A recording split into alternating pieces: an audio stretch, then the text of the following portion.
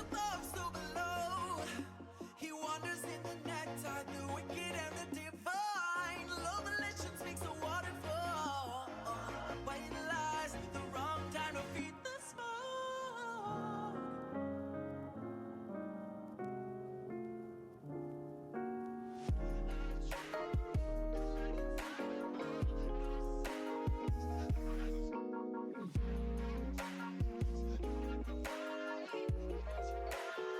Under the smoke we go.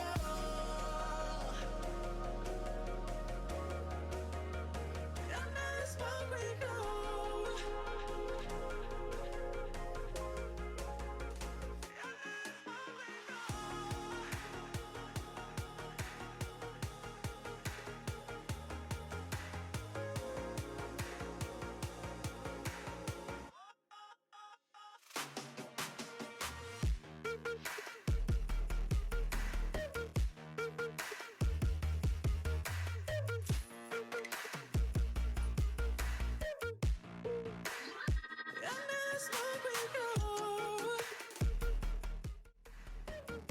What's up, guys? It's weekend, it's time to work.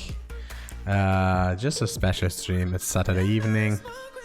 My wife is happy, so I have some time for you guys. Let's go straight into it. Yeah, that's the good view. That's what we like to see, right? I try to get this full screen for you guys, and it's not working. Let me quickly have a look why my virtual box is messed up, and there it is. Let's go. So what we would like to do today, I had some ideas what we can do here. First thing, I have to reduce a little bit the volume here so I can concentrate more with you guys. So I would like to do today actually, do I have to install here something? Shed Clipper, no, it might work. So I just had a look, there is some open source Ruby exchange actually. I looked this long time ago, I read a lot of code there. And I just saw that I just wanted to see how they actually create the withdrawals. And there is something built transaction, that's what they actually do. And I think we should do the same then. Something like that. So that's script pub key has key addresses. This is just the RPC. Wait, I saw something different there earlier today. Let me have a look again. PC Ripple, that's not what I want. Well, we can go.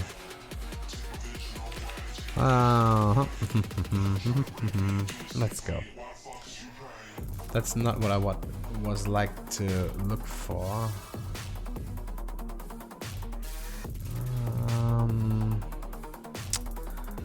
Let's see. It's going into lib, PTO, and then they have, for example, Bitcoin. And then let's have a look here in blockchain. It's probably the same. Build transaction.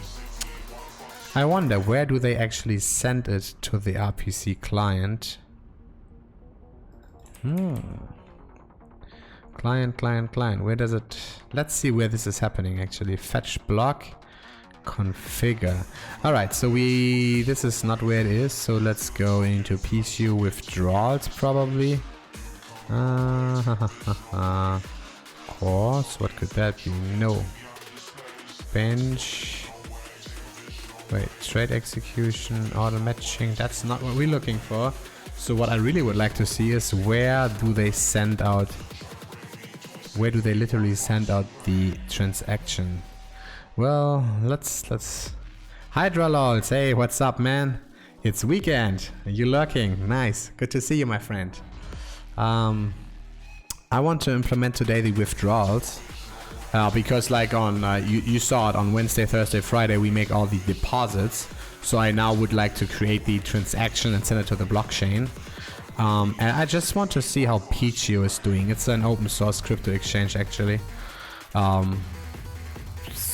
So let's read some code here and try to study this.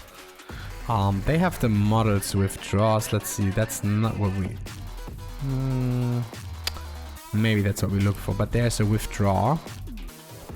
Let's see, so maybe they do this here model-wise. Quick. That's some filter, audit. Okay, audit.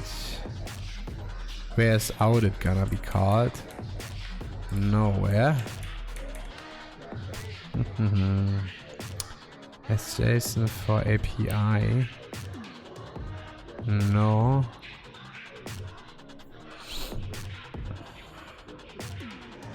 Record complete operations.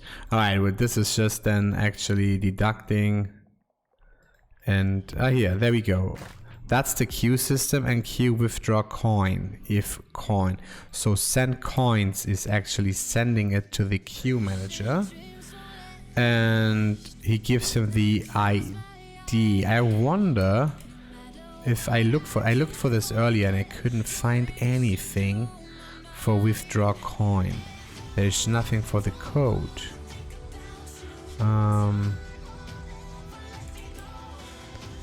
So there is a withdraw workbench. Let's do this again. There is somehow a withdraw coin worker, withdraw audit log, blockchain log. Let's see what else we get. Okay, it's a worker. So then let's try to find these workers. Not easy to find and study other people's code, guys. By the way, am I too big here in the screen? Should I be a little bit more small? What do you think? This may be better, right? What do you think, Hydroloads? Should I be like big like this, or should I be a little bit smaller like this? I think this is probably a good size, yeah? Okay, let's do it that way. And let me know if the music is too loud or not loud enough, or my microphone sounds bad. Just let me know, guys. I'm gonna fix this for you. Alright, so you can help me reading this code. The workers are probably in lab. Demons. All my demons, buddy.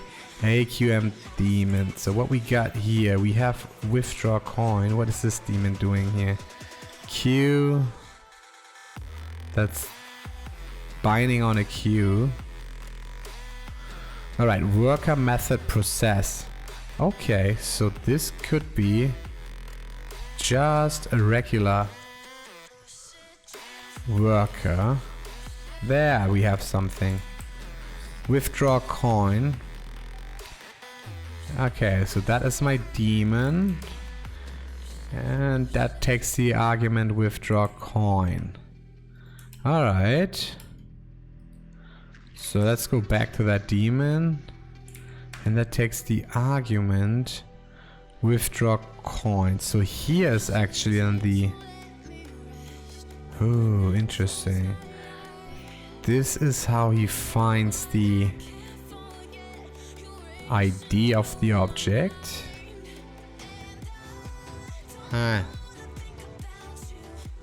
Worker. I wonder where worker is coming from. Invoke worker process. Where is worker coming from? This is here.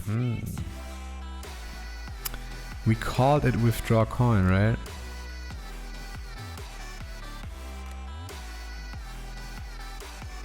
Blockchain API.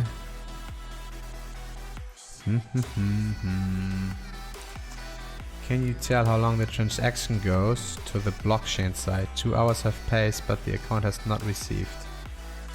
Some 0.4 bit. Alright, so it seems like you have a question about a real blockchain transaction. First of all, which blockchain? Bitcoin, Litecoin, Ethereum, some other coin. It's very important because every blockchain has its own block time. For example, the Bitcoin blockchain is very slow. It has a 10-minute block time, and the Steam blockchain is very fast. It has like 3 seconds block time, and that's very important. And the second thing is 0.4 bit. Did you send 0.4 Bitcoin? And the second question is, did you receive it or did you send it? That's That's another big question. So tasks. That's not the task here. I have difficulties finding this. AASM, locking, no. Authorization. Password generator. I really wonder. But the account has not been received. Thanks for the answer. So, do you expect to receive Bitcoin? And then actually, if you send it to an exchange, like you have an exchange account, most exchanges are waiting for 6 blocks of confirmation. So what you can go to blockchain info or any other block explorer and try to find the last blocks. And as you can see that 1, 2, 3, 4, 5, 6. Actually in the last 20 minutes we had 6 blocks. So 2 hours seems a little bit. This can happen actually. Sometimes I'm waiting like 2 hours for a deposit because you only get like 4 blocks in 2 hours and it's like, still have to wait for 2 blocks. But yeah, I don't know. Give me, maybe you have a transaction ID, then we can have a look at the transaction ID. Because if you send with a low fee, of course, then if you send it with a low fee, it won't get processed fast. Let's have a quick look at the current fee situation.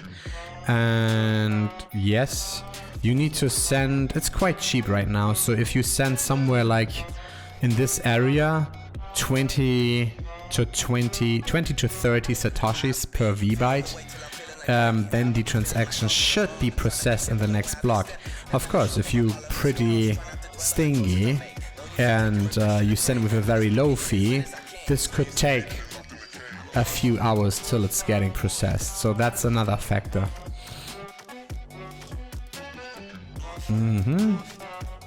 We've been in lib already. Where else could it be? Not in bin. That's not what I would like to see. I really wonder, where does PCU send AQMP? That's the queue. Exchanges, that's just a queue. Routers? What is a router? Ah! Admin withdraws router? No, this is just something like... No, well, give me some more information, please. Did you send Bitcoin or did you receive Bitcoin? Is it Bitcoin? That's the question number 1 here. Is it Bitcoin? Should you receive it? Should you send it? And then the question is... There we go, build withdrawal. And then the question is, can you give me a transaction ID? Then we can have a look together and I can explain this to you. Alright, this probably could be something. Collect deposits, load balance. Let's have a look. Spread deposits, build withdrawals. So I make a PCU transaction to address and the amount, and then I say adapter, which is this one here, and then I say create transaction. Okay, my adapter is PCU wallet. So we go into wallet service. That's where we just been, right? That's the wallet service. Okay, no problem. Services, blockchain service. That's not what we want. Alright, so we need to find PCU wallets. Wait, workers? This is it probably. There, withdraw coin. Alright, so withdraw coin. Withdraw with lock. Withdraw processing. Balance.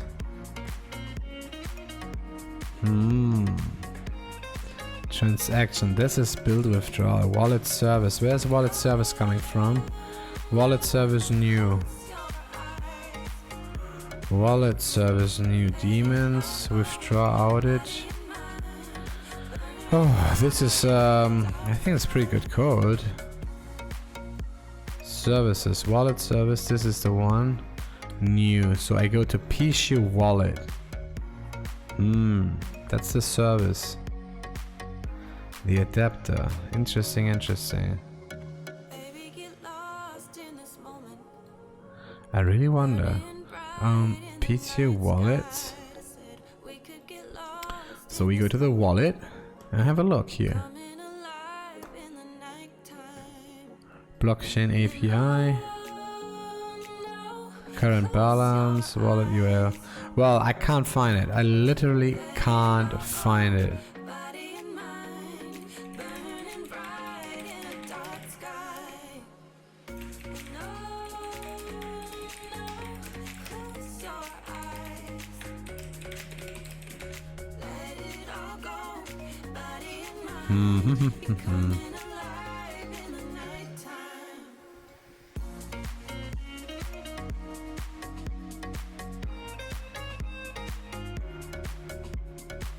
Interesting, interesting. So PCU, and then I don't know. I can't find it, guys. I'm struggling here. The struggle is real. Funds must come to here. All right. So if you have this address, the first thing you want to do is you go into blockchain info, and wait, sorry. So you go on any block explorer that you trust, and you type in the address, and then you see, you choose the I assume Bitcoin, right? BTC, and you see there's nothing. Nobody sent you anything, buddy. Nobody sent you anything. There's no transaction. Sorry, bro. Maybe it's Bitcoin Cash. No, also no transaction, 0 transaction. Sorry, buddy. Nobody sent you anything. So, yeah, it's not sent yet. That's how you can verify it. And yeah, so you better ask the person who's supposed to send it to you. And ask him what's going on. So is it here? Create address, create transaction, send to address. All right.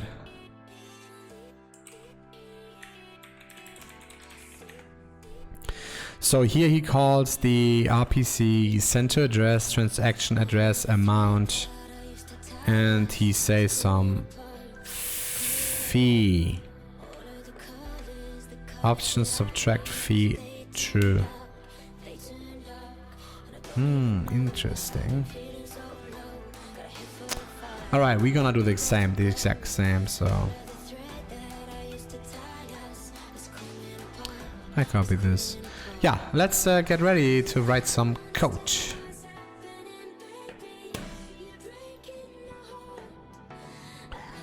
And by the way, during this time, I'm still thinking this stupid Ethereum node up. My mic is mute? What? What you mean my mic is... No.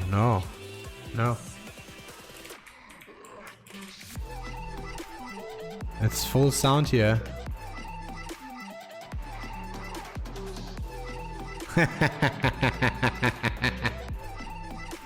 Nice try, buddy. Nice try. How you doing today? How you doing? It's Saturday afternoon. How you doing? Saturday evening, wherever you are. Saturday morning. Let me know where you at. And I'm drinking this Pepsi Max here.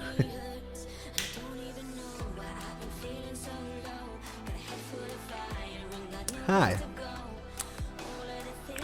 Do we know each other already? I can't remember your name. I'm not sure.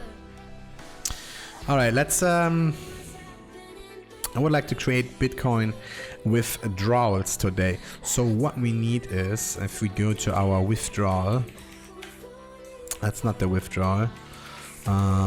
This is the wallet withdrawal that we create, right? And if we go to sending, this is where we need to, here's this event sending, right?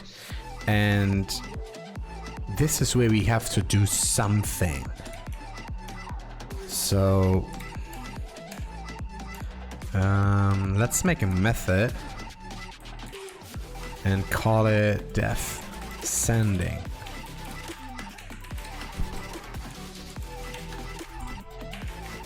And now here we have to do something like call the worker and process the transaction.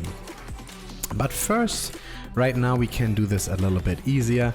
We can create a rake task and call this exchange, and then something like desk create withdrawals, task create withdrawals, no, send withdrawals, and this is then sending, obviously, and that goes to the environment do, and then here we just call, just test wise, withdrawal, and then send pending transactions. Alright, so all we have to do is implement this method here quick, and we can do this here. We say def self send pending transactions. So what would we like to send? We would like to send each transaction that is sending. So we say withdraw sending, find each, and we call on each of those send transaction, something like this. And so now we have to go in our withdrawal and build this method, and there we go. Let's go sending. There we go. So we call def send transaction, and we want to create a model. Now we create here in the app lib, we have something like withdrawer. How's this called? Withdraw machine.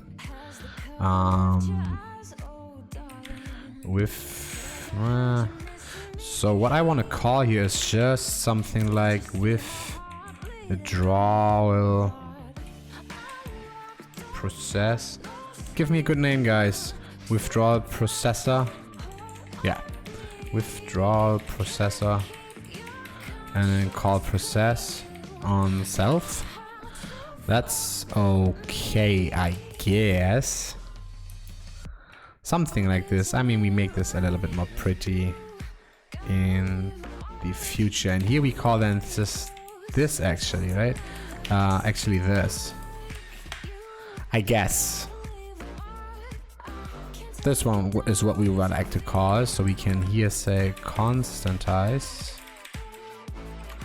And this is then the actual coin we have, so that is asset ticker.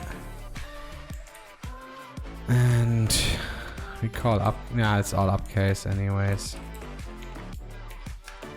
Good. So all we have to do now is a withdrawal processor. Withdrawal processor. And then here we create the BTCRB and call this class withdrawal processor BTC. And we call the method process. So we say def self process. And this takes the the withdrawal. Okay. So all we need is something like at the end we want this, right? At the end we want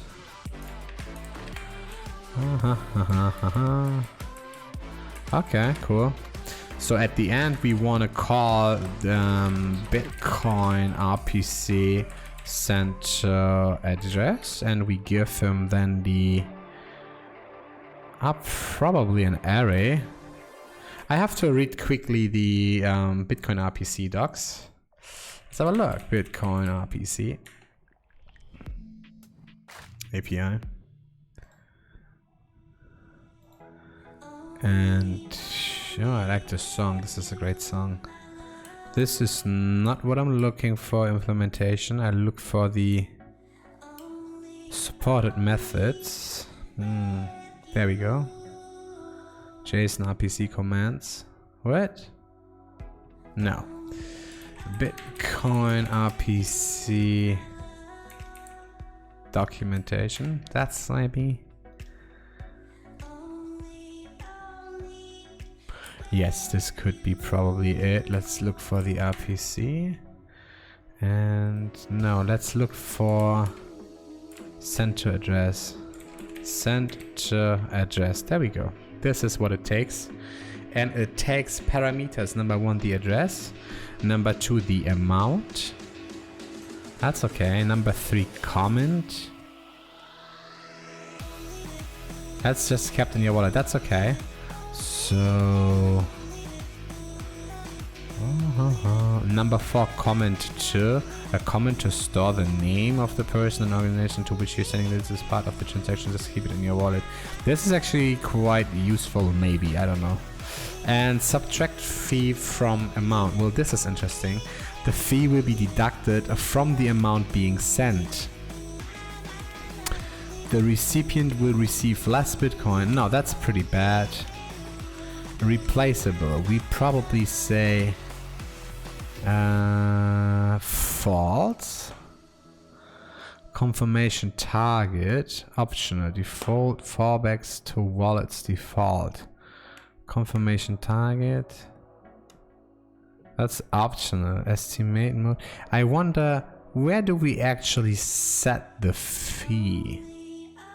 But I guess we're gonna figure this out. So what we actually really want to do is send to address. And yeah. At the end, we give him args. And args is a hash, as an array of address and amount. And then it's like, what did they say?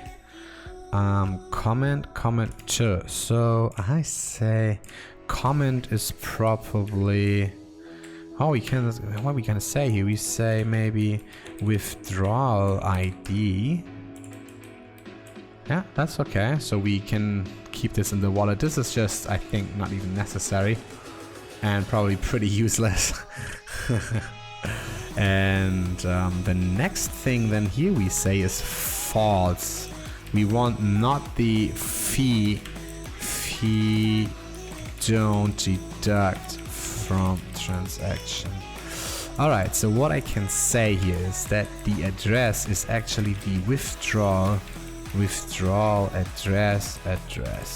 That's pretty sure. And then the amount is the withdrawal, and it's the withdrawal amount. We have 3 amounts actually in the withdrawal. We have the withdrawal amount, which is like 1.0. No, this is not how it's working. Let me explain you this quick. What this flag means, if I send 1 Bitcoin and this is set to true, this is the amount that we send out. So at the end, we send out this minus fee, this Bitcoin, and then you receive, so this is if true, and you receive only 0.9999765. All right. If this is false, this is what we send out, and the fee is in this case the same, but you receive 1.0 and we paid 1.0002345, and in this case we paid 1.0. So those are the 2 differences in the flag actually. It's explained here. Subtract fee from amount. The fee will be deducted from the amount being sent. The recipient will receive less Bitcoin than you entered in the amount field. All right. So this is but I think for an exchange, I mean, of course, this is the fee that we have. And let me quickly say, so if you create, what is this? Oh, now you're following me. Oh, that's nice. I hope to see you more often here. I like your activity in the chat. It's always nice. Let me quickly explain you this. Now this is... Hoi! There's somebody else watching. Guru Rajm. Guru Raven. I don't know how to spell your name, but let me know, please.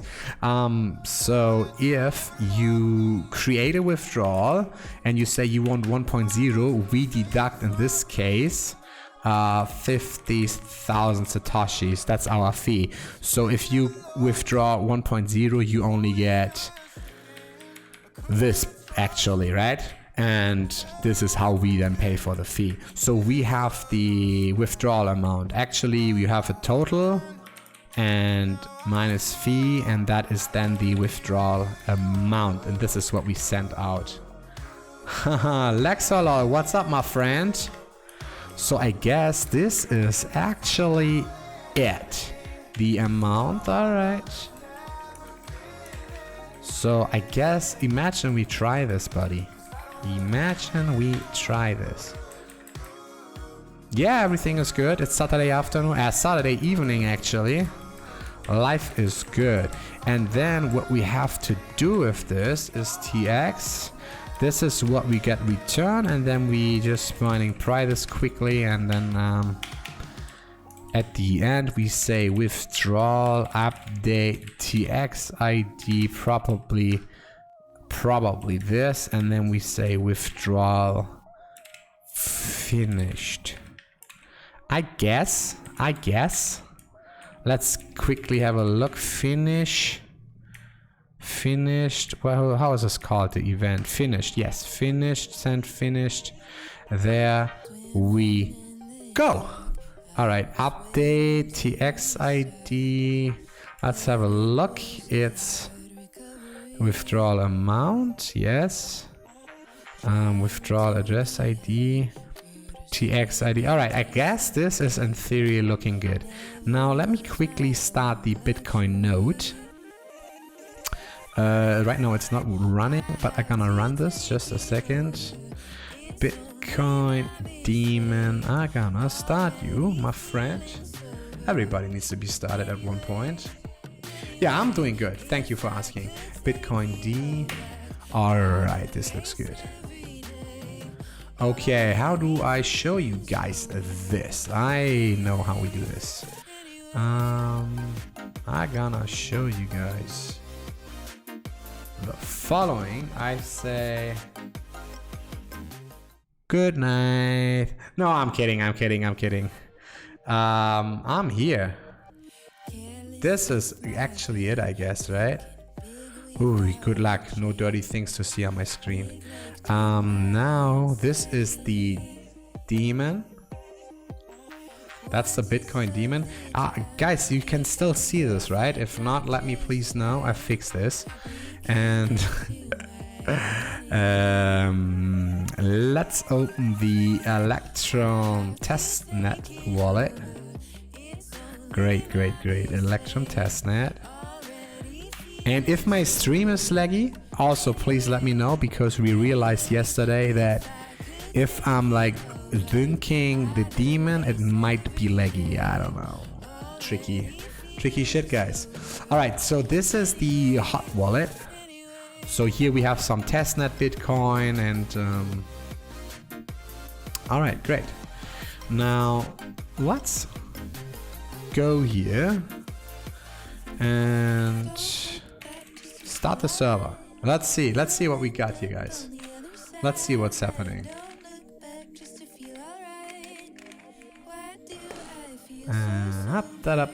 So for all these people who are watching for the very first time, what you see is just a test front end. This is not the exchange, guys, okay? It looks ugly. It's a almost free template.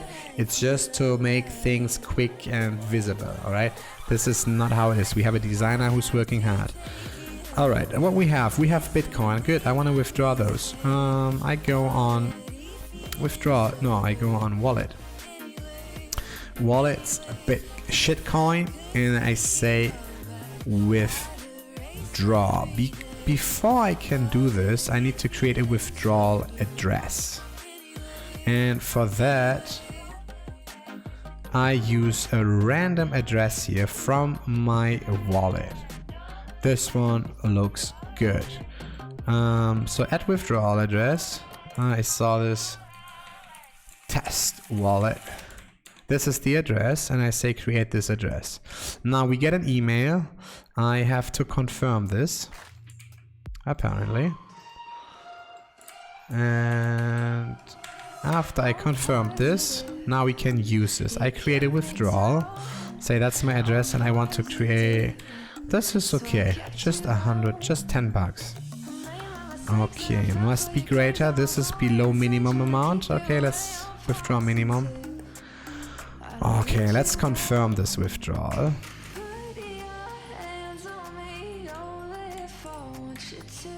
Good. So now we have a pending withdrawal here. And what I would like to see is the following.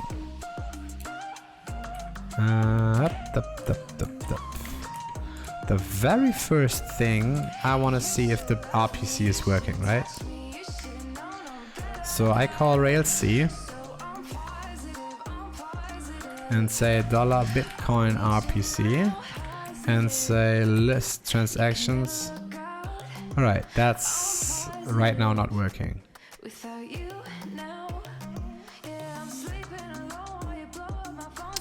I don't know why.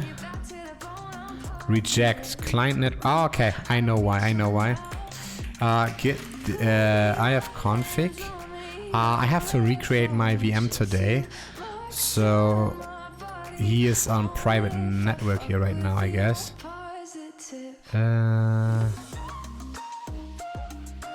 I wonder if he gets this IP address. Most likely he does. Let's allow this IP address, the private one here. I hope you guys can follow. It's all security. I shut down the RPC and say I allow you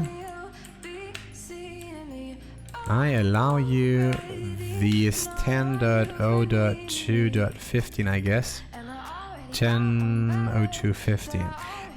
It might work. Now let's railc again. If not, then I connect the. Okay, still unauthorized. That's fine.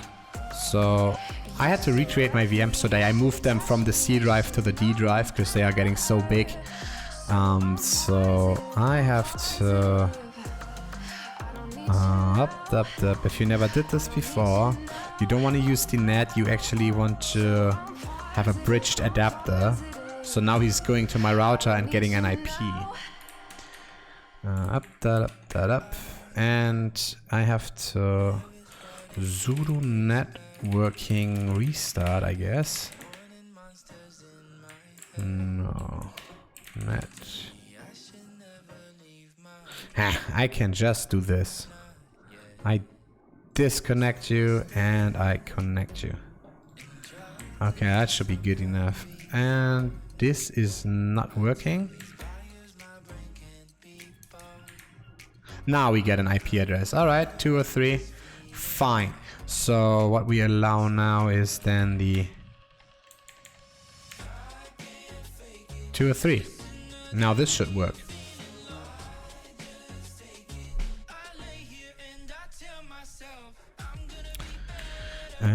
Let's try this again. railc. We try again to connect and loading block. Okay, because he's booting up right now. He's still not finished booting yet. He's still rewinding blocks and stuff. So let him get ready here quick.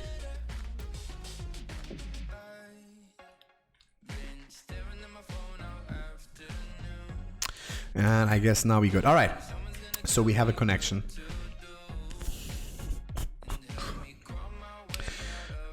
I would like to call then the withdrawal, and I call, let's go sending. He called super, and here is where I would like to say send transaction. All right. Nah. Send transaction. We have to refactor this anyways, guys. So, all right, now it's in sending. We sent the transaction. This could work already. Let's have a look. So I say A is withdrawal. Oblivion. I should give you another name as well. I don't like Cardano. I don't even know what Cardano is, man.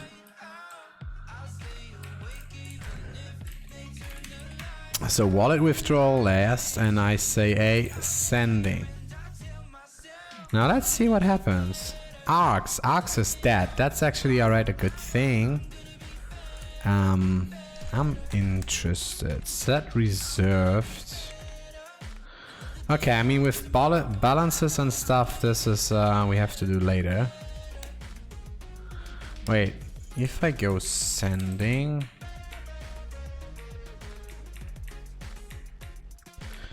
Where is my unlock?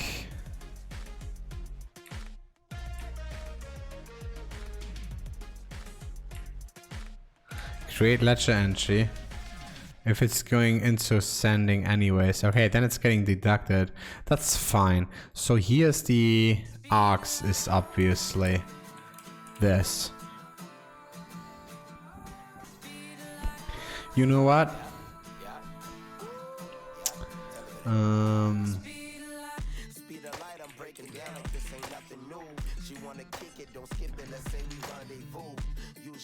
How's it called? Shit, CMC?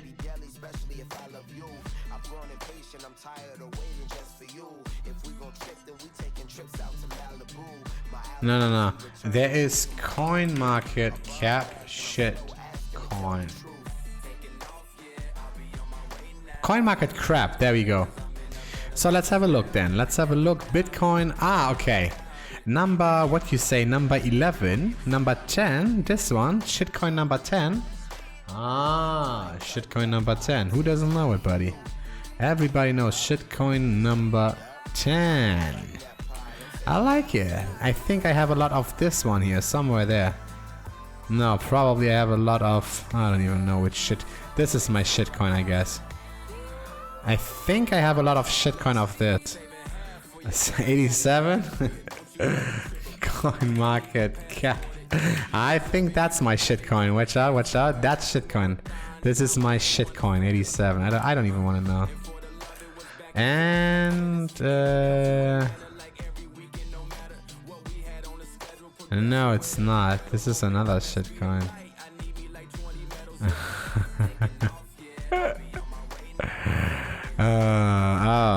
Which is my shitcoin? Have a look here.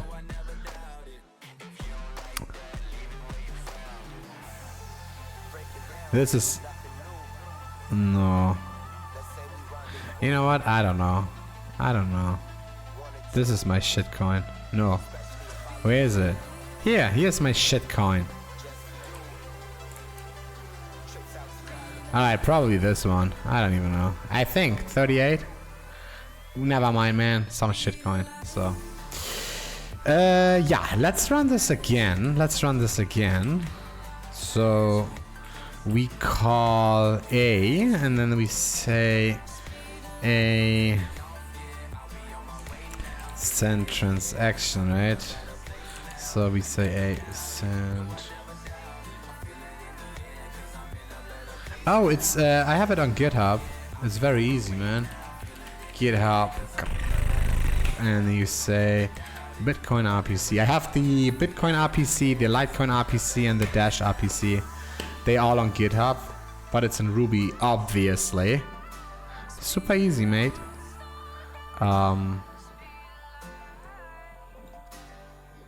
Go here on the client, and that's it.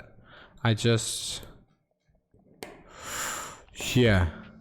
Do I have here actually send transaction? See, it's not even implemented yet.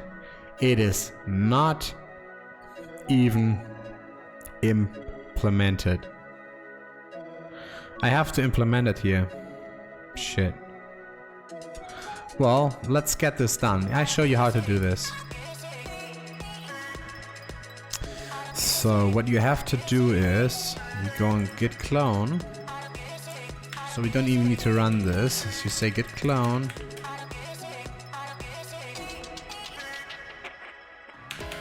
And then in my code I say this. This doesn't seem to work, man. What's up? Alright, and then I say here in my Bitcoin RPC, I literally say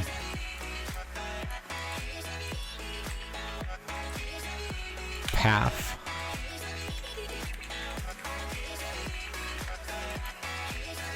Alright, now he's taking it locally, right? So before it's taking from GitHub, now he takes the code locally. And what we do then here is we load this. And I say Rails, Bitcoin RPC. And I go into client and we create def send to address. And we say address. Actually, we can do it this way.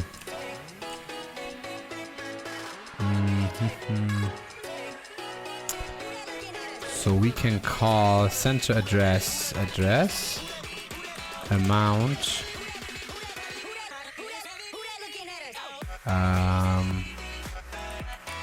comment no, how do they call this in the official docs? They had some comment to, so it's commenter. I know what you mean. I don't like that. It's a way you can do it. It's super easy to implement. Okay, I can do it the following. I can say very easy. So I could say then something like dollar Bitcoin RPC, and then either I call it straight here, get send to wait. So I can continue like send to address, and then what I'm doing here is I say def method missing.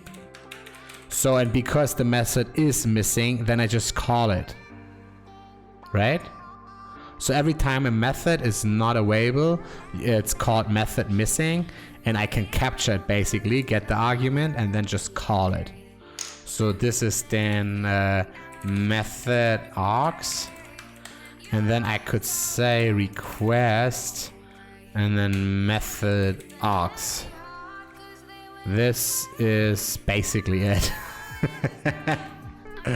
I guess this is actually it. So I don't like it. I really don't like it. I like to have it explicitly in here.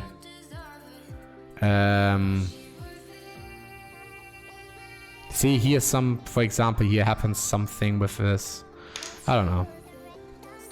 So we have address, amount, comment to, and then they say subtract, and replaceable.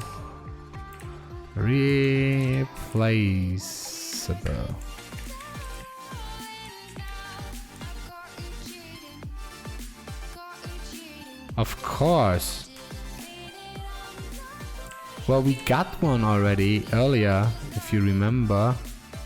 Well, not a JSON object. Here. I got a runtime error. But I can make it a JSON object. It's no big deal, man. I mean, I just go in here and that's what I throw. I just throw a string. But I can, of course, throw a JSON, right? I can, instead of this, I can simply say return a JSON and then say error. I say code, and then I say, you know what? I can just literally return JSON. I don't know. It's a question of design.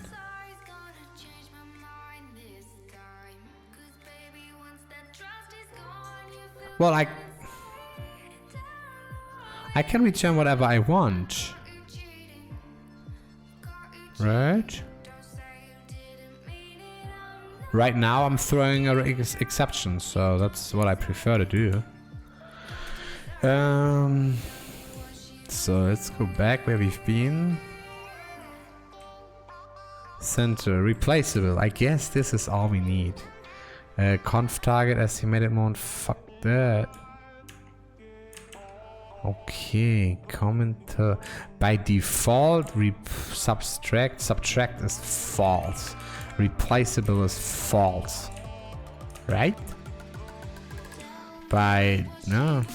So comment is by default this, and commenter is that.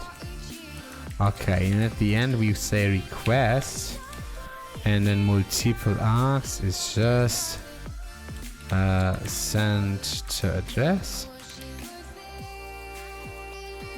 and we say address, amount, commenter. NPM, what's up, buddy? You sound like you like JavaScript. Nice to have you on board, man. Let me introduce you quick. I'm Tim Van Monero and I create the future. And because you are following me, you are watching me, that means you witness the future. And that makes you a time traveler. Welcome on the team. So yeah, I guess this is actually it though. Just send to address, give him the address, amount, commenter, subtract, and replaceable. And that should be literally it. Now let's quickly change the version.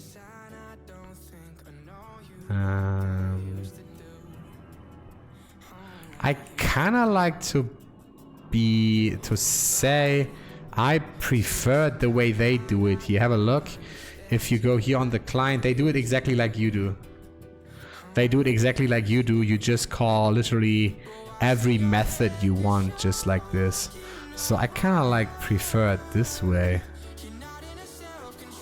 Oh, that's actually quite nice. There are no, again, we are not an exchange. We are an exchange, but we are not a trading platform, right? So, yeah. What actually is, I was looking into testcube.com. Nah, how is it called, man? Is it, I have it for you, just a second.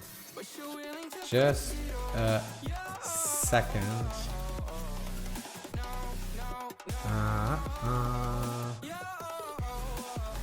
Where is it? Some dude here sent me something today.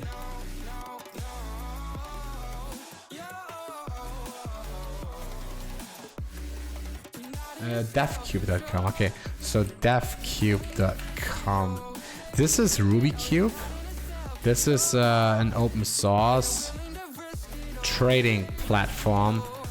Welcome to the future. There you go. devcube.com should work. Oh wait, don't we have internet? Oh, we have.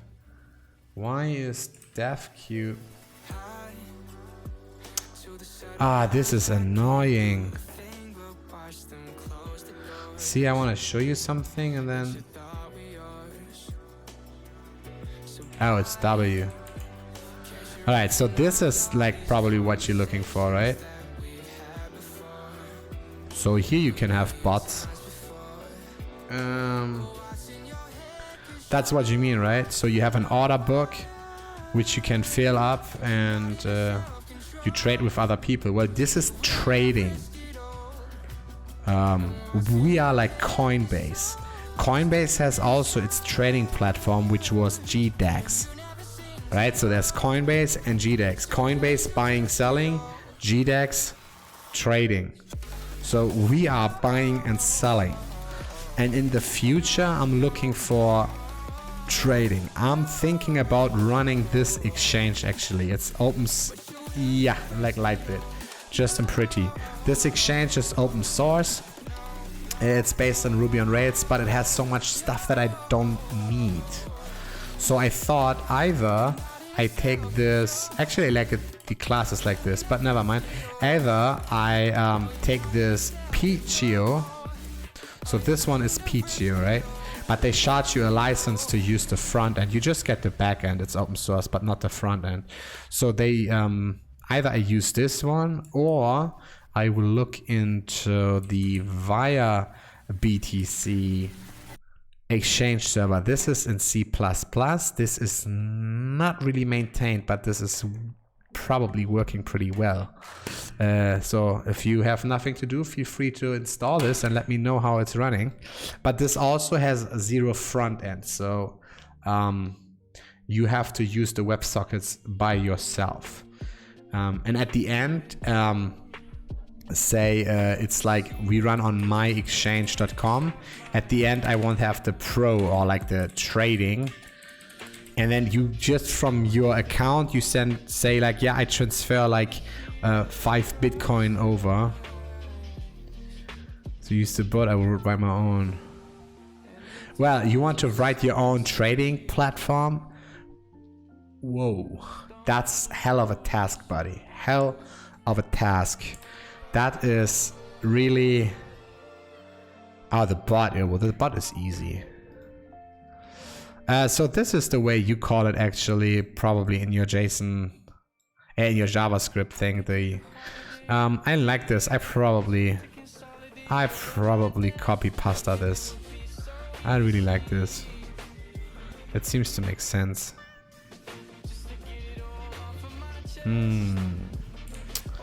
Well, all right. So let's go here. We call bundle and Rails C. We should be good now. We really should be good now.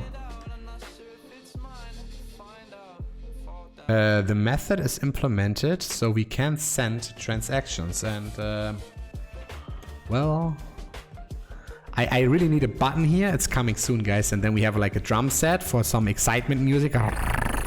Bing! And then we see if it's working or not. Some interaction here on my stream, some entertainment for you guys. So what I want to say is this is my withdrawal, and in the withdrawal we just call send transaction. Have a look at luck. Address is broken. All right. Address is broken. Oh, okay. Apparently. Address. Wow, I can't write.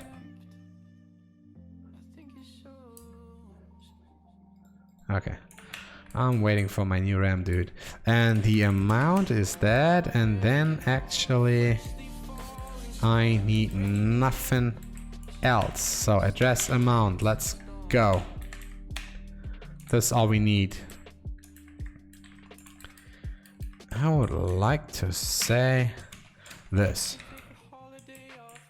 So we reload quick. And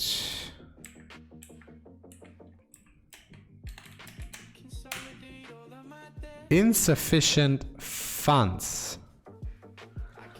Okay, I know why. I know why. Those are all with... Okay. I know why. Dollar Bitcoin RPC. The wallet is empty. It makes sense. So what we can do is create addresses. Get new address. Get node addresses. No, get new addresses. Okay.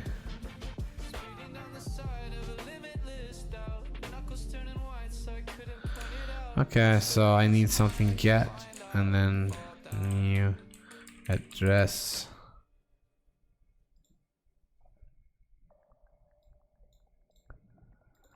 Good, fine, let's implement that quick.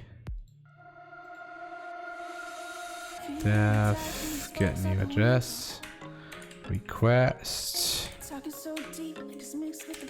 Get new address. Okay. Spring stop rate. See, okay, let's create quickly. Let's fill the hot wallet. Right now it's empty. Let's fill it.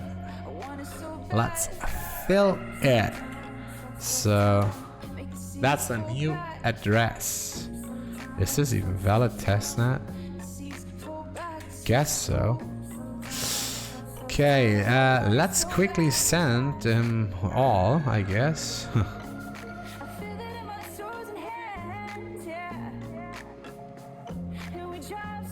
I don't know. I really don't know actually, to be honest.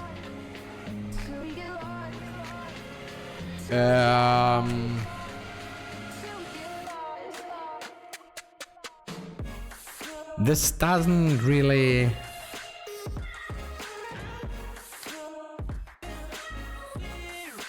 I know in JavaScript you have your function and you can call something and then it's just running and it's just waiting, and in that time you continue doing other stuff, and then when this return value is there, it's executing something. Well, we don't have that in Ruby. We definitely don't have that. So is life. So is life. Okay, so I guess now we do have money here. So we can say a withdraw last, and we say insufficient funds. I wonder why this is not like child pays for parent. This should actually work. All right, let's wait a block. Let's wait a block of confirmation. And maybe we should use this class here. It used Faraday.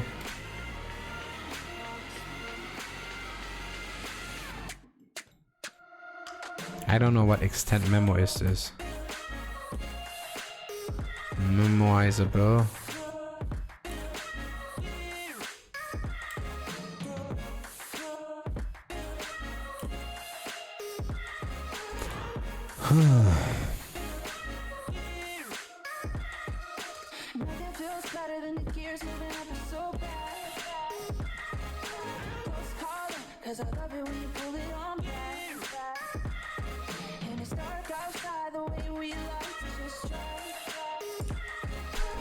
Yeah, this is actually interesting. So I could call, let's go Ruby def method missing.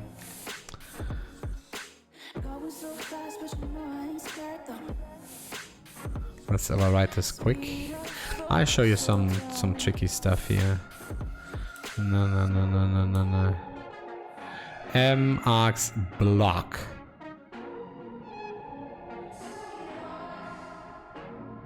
Okay, block is always empty for us, so marks. So apparently I can say def method missing, and that is name and args. I just want to say this actually star args. Method missing, and I literally can call request, and then it's name and args. Literally. And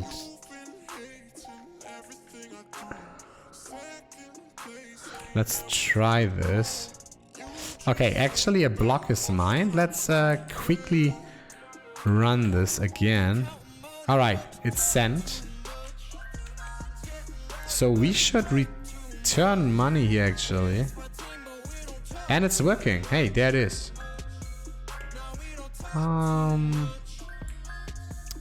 It's not working all the way. We got actually less than we should get.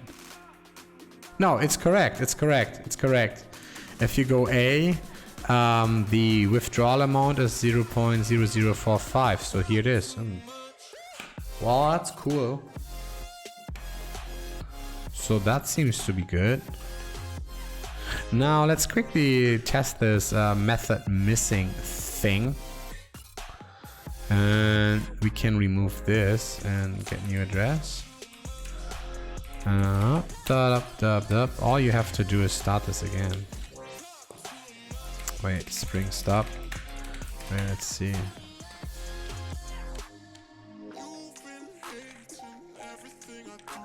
So that's the transaction ID. That's quite interesting. So I can say get new address. See? Now he... Oh, this is hash array. Now I can say something like, and then he wants to call it with all these arguments.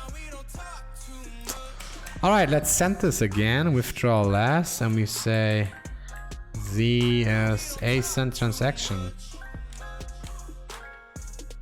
I don't understand why this is array. It's still working, but this should not be what it is. I think he's flattened the arcs. Yes, params arcs flatten. Because I'm going here arcs as well.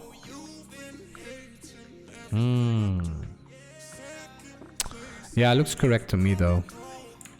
It's just that we params flatten.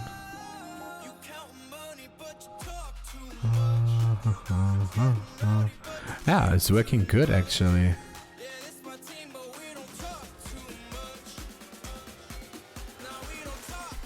So yes, do you agree that this seems to be good? So what we then can say is here we update the TX with the TX ID. That's what we get back. Literally, it's a string. And we call finish on this. Nice. So we run this one more time. A is this and B is that, and it's done. And then you get the email, please check your wallet. This is the TX ID. That's pretty neat.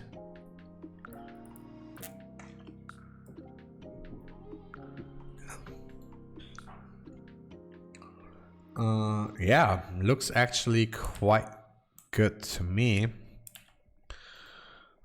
Now I can say here recent withdrawals. This one is done actually. Let's display those in a little bit nicer way. And we go on wallet show. And this is Hamel. If you don't know what Hamel is, please read about it. It makes HTML more and more easy. And what we can do here is we just say this is a table. And then of course this is a new TR, and then we give him a TD and say withdrawal. And then it's withdrawal amount and maybe withdrawal fee probably. And it's the total amount, I guess. Yeah, so it is then let me quickly do this. Just the amount fee, withdrawal amount, and then we say this is a TD and otherwise it's the withdrawal TX ID. Now I guess that looks good to me. Withdrawal fee doesn't exist, it's just fee. See? That looks good, so we can call this table striped. There we go. And let's make this a little bit more. TD is withdraw created at beautiful. Now we can say a quick T. Again, guys, this is just dummy. Yeah, this is not how it would look in the future. This is not nice. So we say time. We say amount. We call it a fee and say withdrawal amount, and then this is options empty. Good. Okay, let's call this receive. It's easier for you guys to understand. Receive.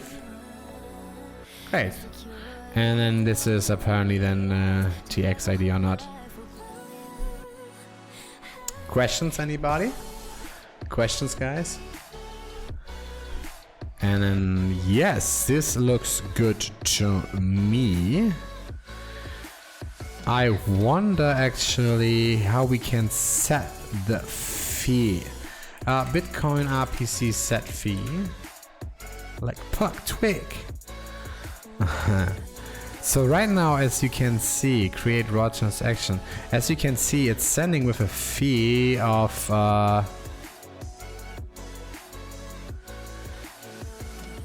yeah, well, 1 Satoshi V-byte. That's not good. I would like to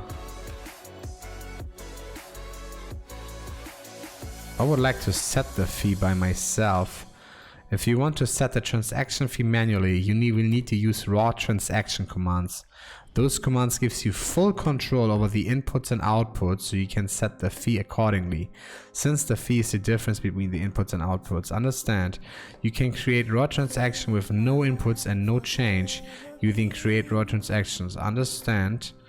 Alright. Fund raw transaction fee rate. Where address is the address you want to send the amount, and the amount you want to send. You can then take the resulting raw transaction and use funding with it to get inputs and change output if necessary.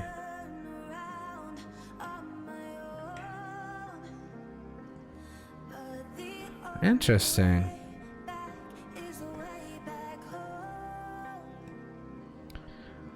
Oh. So I have to create, then I have to fund, then I have to sign, and then I have to send. Oh, Bitcoin, really? I upvote this guy, thank you. Hummel looks great, yeah, absolutely. If you like it, there's also Slim. Have a look at Slim. It's a little bit, it's similar but different, but this is Slim. So maybe you prefer this more. Alright, people argue which one is better, Hamel or Slim, I don't know. I honestly don't care which one is better. What I care about is that you use something of those, because they make the life easier. They make it all easier, right? I mean, this is how I write a stupid table, man.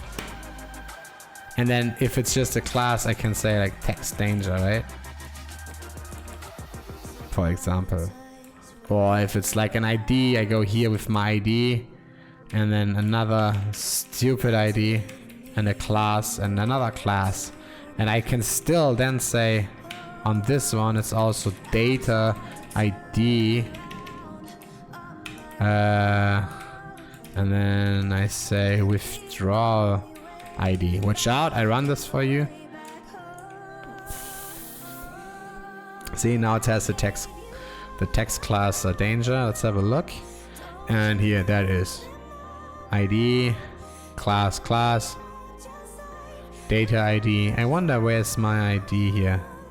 TD. My ID is not working. Can I give only one? Really wonder.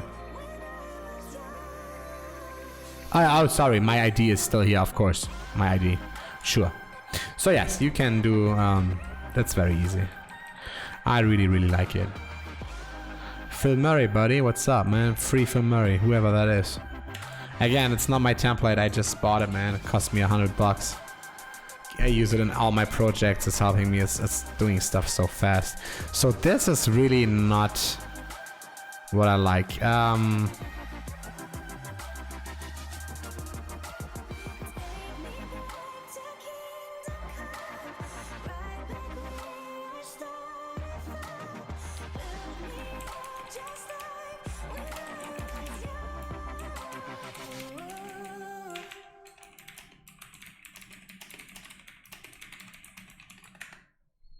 You see that? What do you mean you see that? Yeah, I'm just writing here to somebody from this Pichio exchange group. There's a Telegram group here. I just asked them how we can set the fee for custom withdrawals. That's just my question. So I don't want to send this at 1 set per byte, but let's read here a little bit. I mean, here's everything inside, yeah? So send. That's not it. Let's go.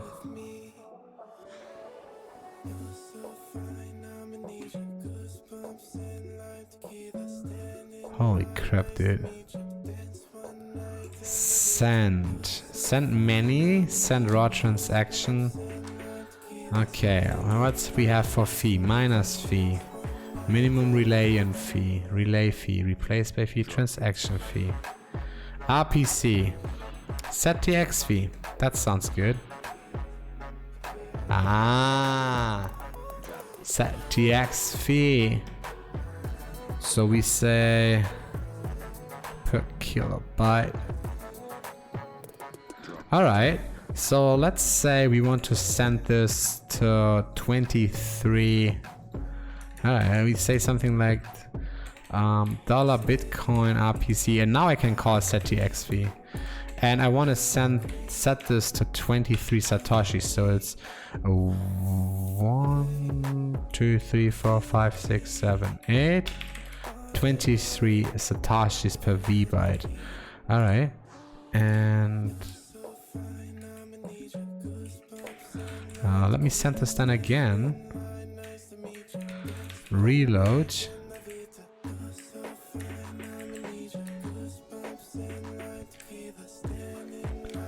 Min relay fee is 1,000 bitcoins, 1,000 satoshis per kilobyte. Oh, wait, I set this per kilobyte. Why I don't set this for per byte? Oh shit, wait. So if I want 20, so that's 23,000, because 1 kilobyte is 1,000 byte. So it's, holy crap. So this is then times 1,000. That's for the kilobyte, I guess. Alright, we can run this manually. Okay, that seems to be okay to me. No. Let's see this transaction then. It's coming in a second. Alright, now it's 23 sats per byte. That sounds good.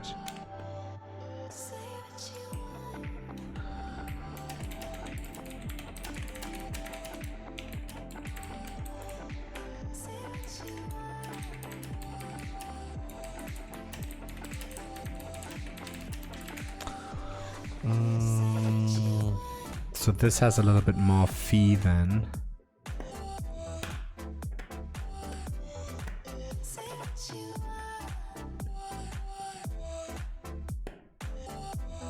I wonder, I think we could use this wallet and load it into the RPC wallet. That is possible. It is possible, guys, for sure.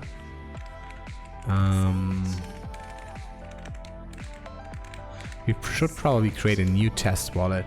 But this looks good so far. And the great thing about this is also working for Litecoin and Dash. So if you do this one time, it's working for all, man.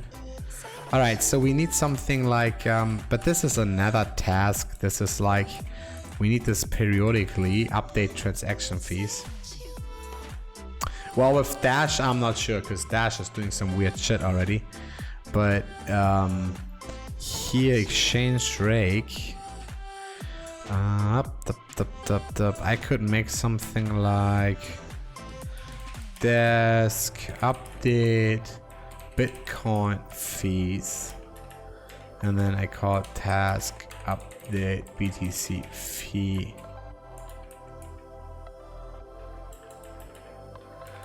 And then that goes to environment.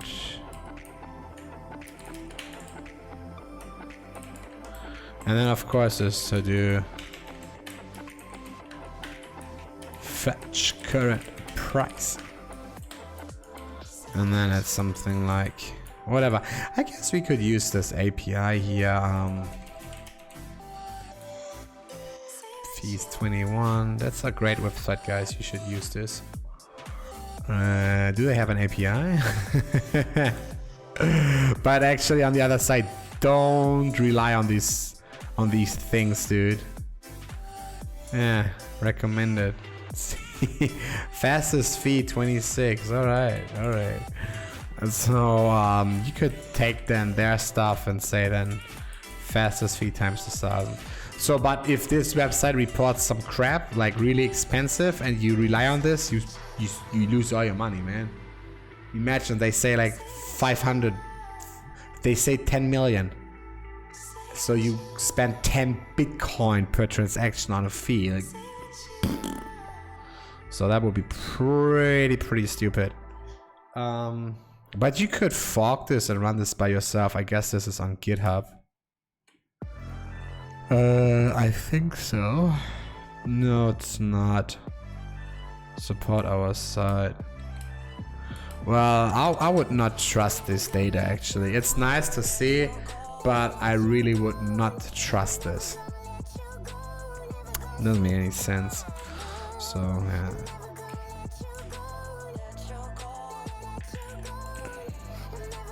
Okay, but at the end, I mean, if you see our code is pretty much not safe.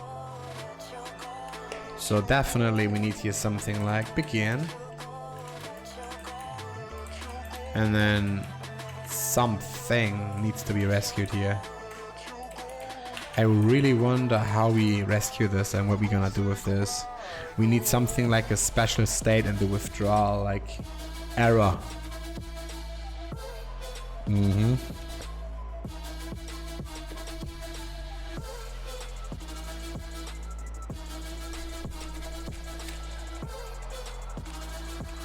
Like for example, what you're gonna do if the wallet is empty. So if I say this and I say update amount 5 Bitcoin, I can't do that. I can. Okay, and now I say send this out.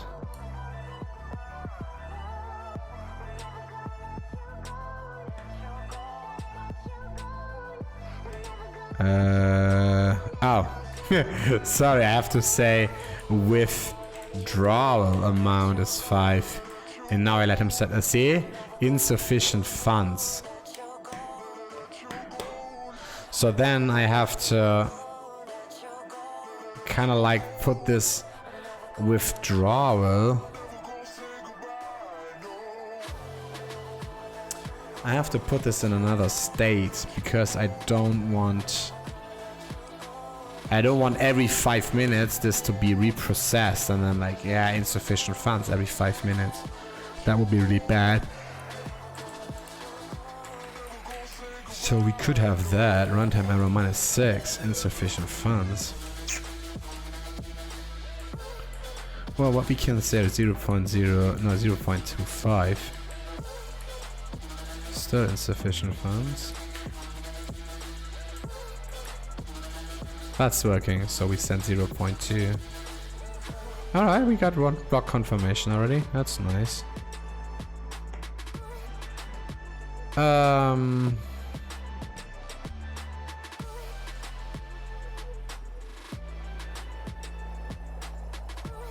Let's close this wallet and let's destroy this. And we can send this, I think, Bitcoin testnet faucet. Let's just return the money here a little bit.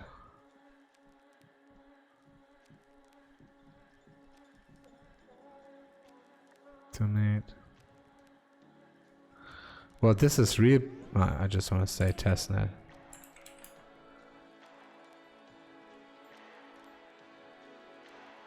That's where it's coming from. Yeah, okay. So let's donate all our shitcoin here there actually. So I say max and bye bye. Good. And we can delete this wallet. Let's create a new wallet actually. Electrum testnet. I would like to try this out if this wallet can be the RPC wallet. It needs to be possible actually. This we don't need. Why is this even popping? Close. Alright.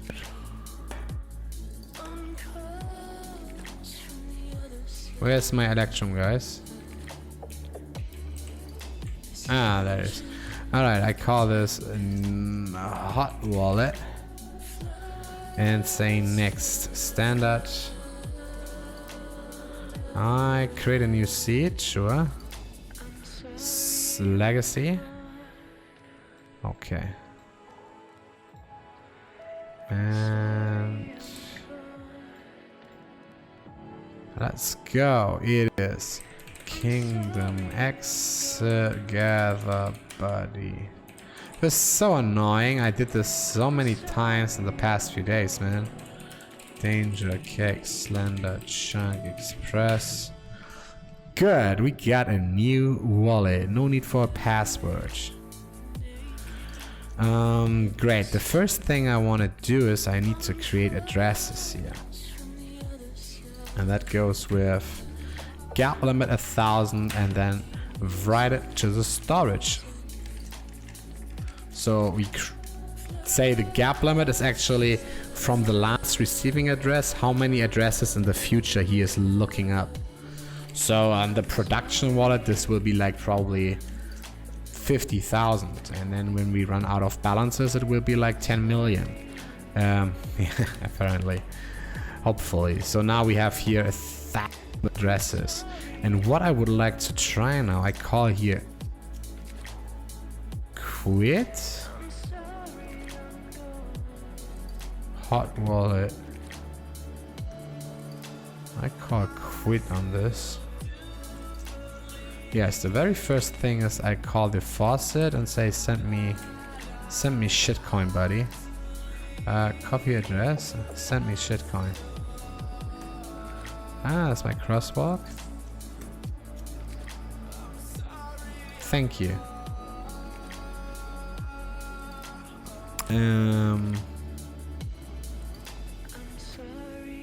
Alright, so we get some shitcoin back. That is great. Let's close this wallet. And let's close this wallet. Now let's try to see in the log which file he's actually loading as a wallet dot. There is some wallet dot. And that's the one I'm trying to figure out. So I assume it's an app data testnet roaming. So I don't know yet.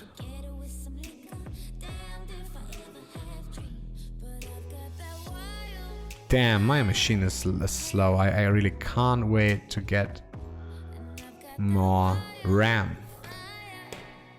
So it's in users, Tim, app data, and then we say roaming, and it was in Bitcoin.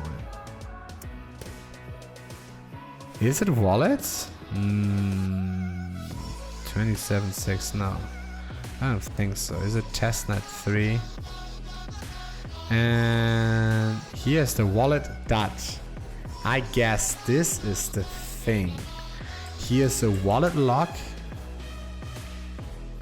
which is very old. I delete this. And this 133 megabyte log we gonna destroy as well. Fee estimates dot. I'm interested about that file. Let me show those fee estimates that I want to see that. I can't read it. Okay. There's the wallet that I want to throw this away. So if I now start this thing again, he creates me a new wallet where I don't know the seed or the key. Actually, let me see the following thing. Is it possible to see the master public key? MPK, wait. Master private key. Well, that's dangerous. It's not what I'm looking for.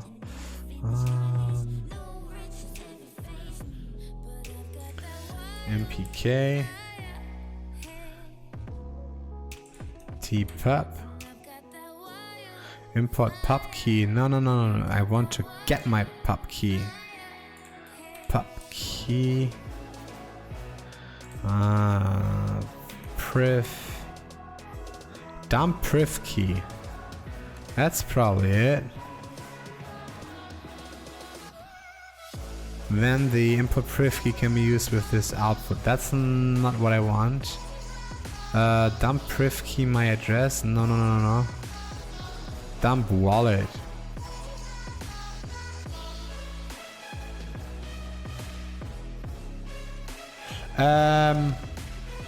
Actually, I just read your comment. You bought a bootstrap template. Yes, not necessarily true. I bought Rapid Rails themes. It's a gem. It costs $99. It provides a shitload of helpful stuff. It has a few templates, like 4 different templates, each 5 colors or whatever. And it has a lot of views that are really, really useful. And even better, it's the integration. I just load the gem and it's working. Bang. How much time would I waste to create all this stuff? Goodness. Goodness. And if you see this landing page here, that one, maybe you remember this from a project that I showed you earlier. Totally worth the money, would buy every single time again. All right, let's copy quickly Electrum. Where is my Electrum? Electrum testnet. Open file location, that's a shortcut.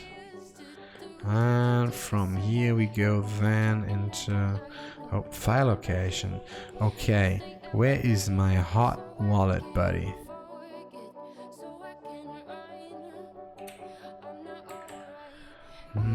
Electrum. That's not what I'm looking for. I look for my Electrum wallets. Let's have a look for hot wallet. Shit. Hot wallet that. That's pretty bad.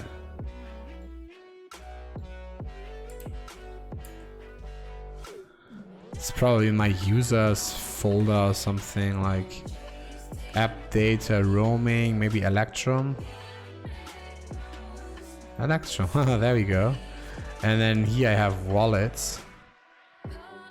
Oh no, those are my real wallets. Testnet. Wallets. Hot wallet, there we go. That's cool. So I take this and put this one, I copy it, right? I copy it into roaming Bitcoin, and then it's testnet 3, and here it's wallet dot. All right, now let's start this again. Oh, I'm excited. I always wanted to try this, man.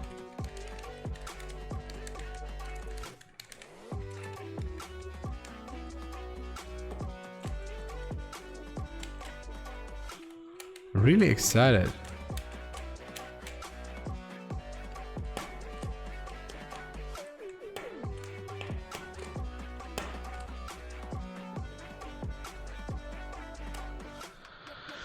So if I call now, list transactions, still loading block index.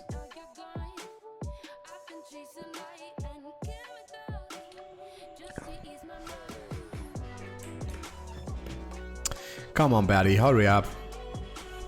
But man, my system is so much under crazy load. I'm still syncing the Ethereum testnet. I have around like 25% maybe. And it's loading for a long time, dude. It's like 10-15 blocks a second, and it's 10 million blocks to holy crap, dude. Ethereum, what's wrong with you guys, man? Stupid Ethereum. So I guess this, you know what? I stopped this Ethereum stuff here quick. Alright, Ethereum is stopped. Hopefully it's getting faster now. Still rewinding blocks.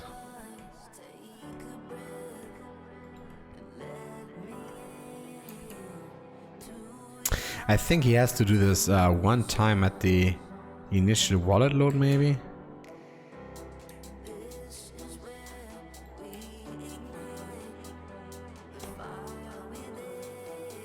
Verifying last 6 blocks, 16. Alright, now it's getting faster. Okay. Okay.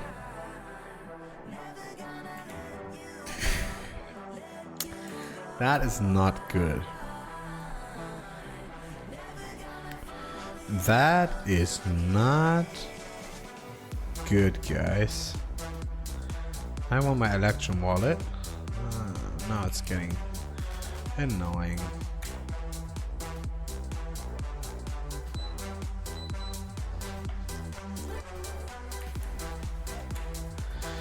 So if I call get new address, I really wonder why I get a 2 and not a M or something.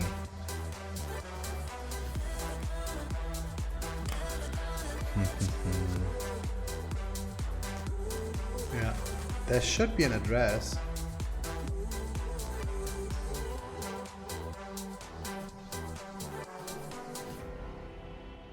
So Bitcoin node address start with 2.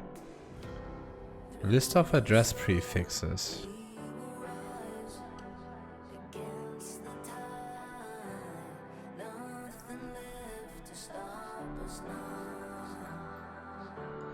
What?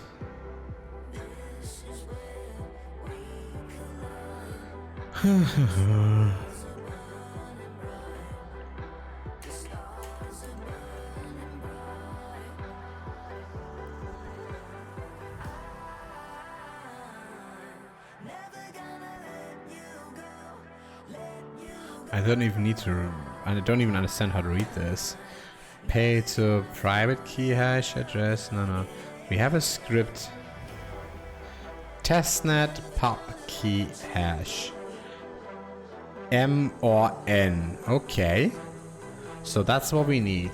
Testnet script hash. That's starting with a 2. Alright, how do I get a pub key hash?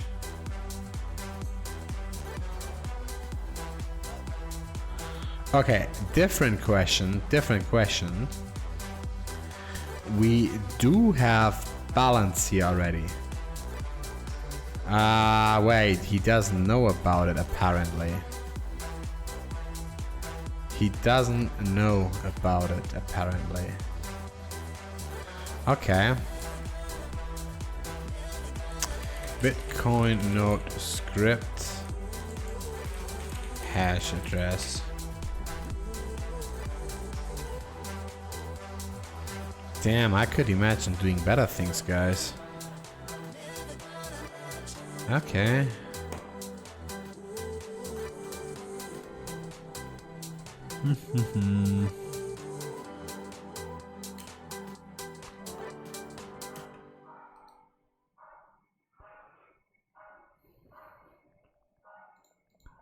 So, Bitcoin RPC. Actually, if you call... We call get new address, right?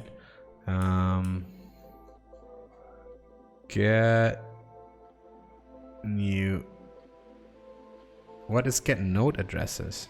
No, that's not what we want. Get new. Get raw change address.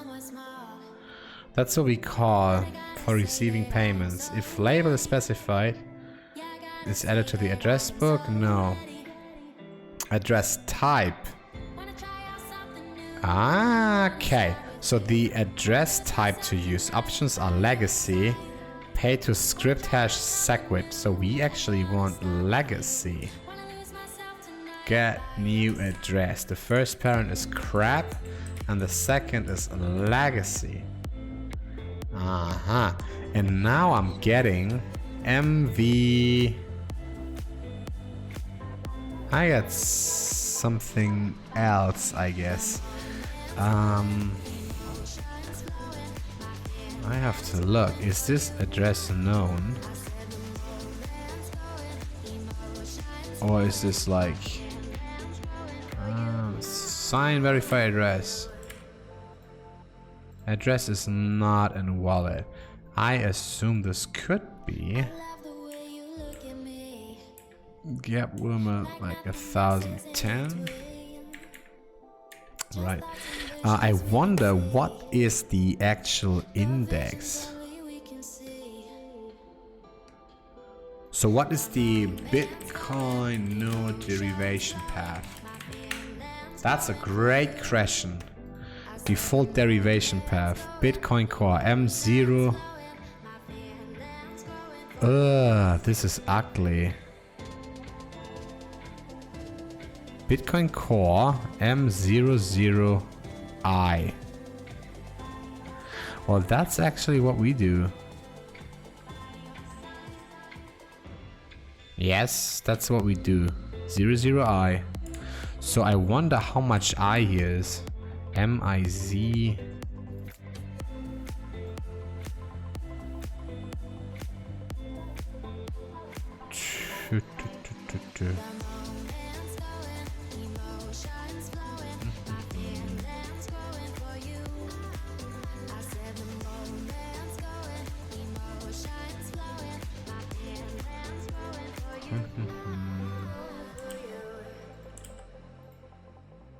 Addresses not in the wallet. So I get addresses, but they are not in my Electrum.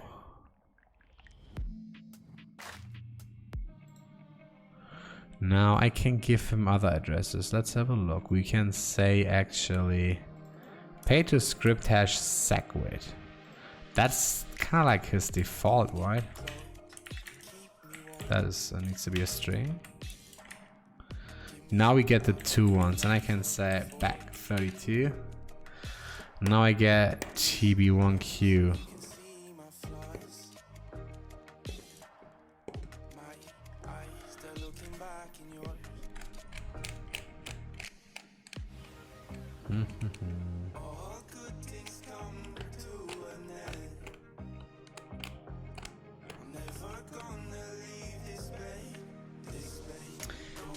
Is there get addresses?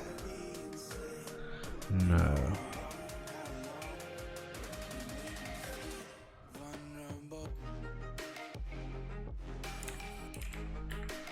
Get wallet info. Hop, dup.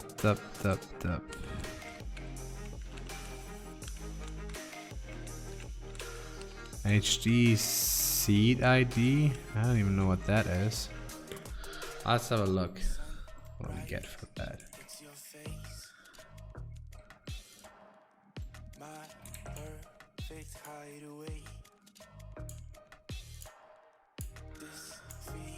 Okay, that's not helping.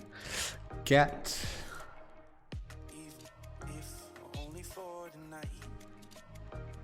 help. Help is always good. Help. Okay, that's not helping. What is actually import wallet? Oh. See dump wallet? I would like to dump wallet. Dump wallet. Hot wallet. No. Test. Okay, so now I have a wallet to test dumped. Is this a test that? Bitcoin daemon test. Let's have a look what we get here. Bitcoin D. Guys, I hope this is not too boring for you to watch, man. I really struggle here. Bitcoin daemon test. This is just a fire. I mean, I've never did this before, and apparently you guys did not as well. So nobody can tell me. Oh, cool. Extended private master key. Holy shit.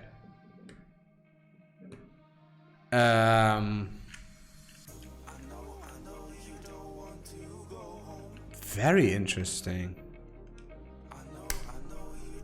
Private master key. Wow, that's dangerous. So, are those actually different? View seed.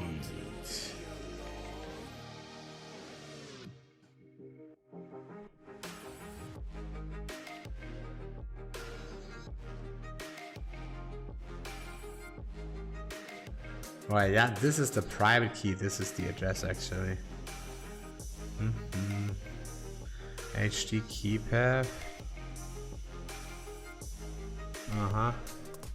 So those are then. I wonder why this is so unordered.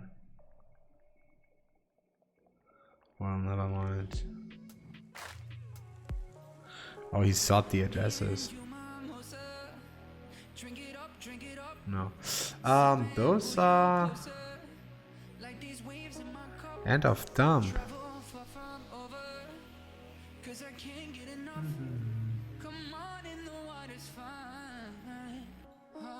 Standard private master key.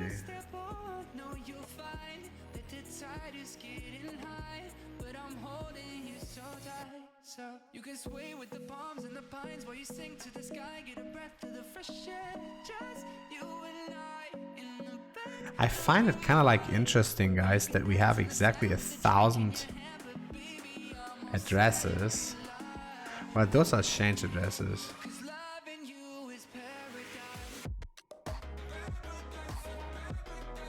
Huh.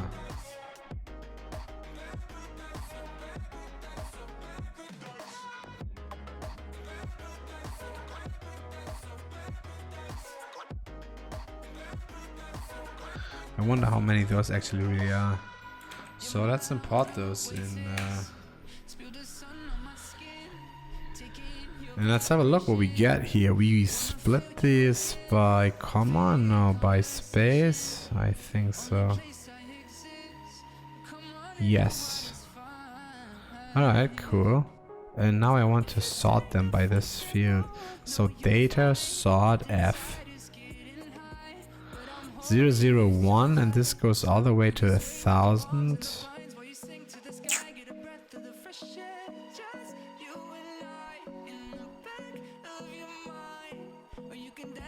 2004. All right, so we have 1,000 change addresses. We have 1,000 first addresses.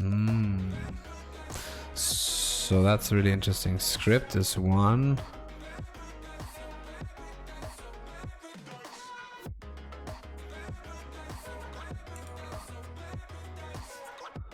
So if I go now,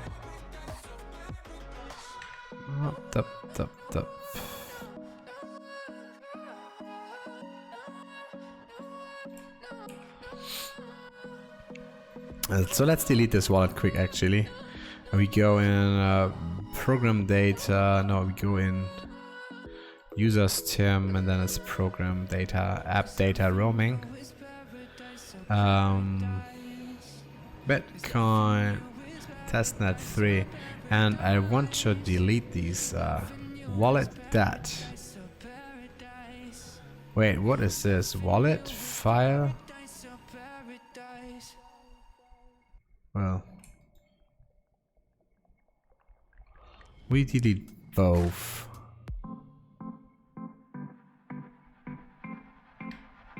Interesting.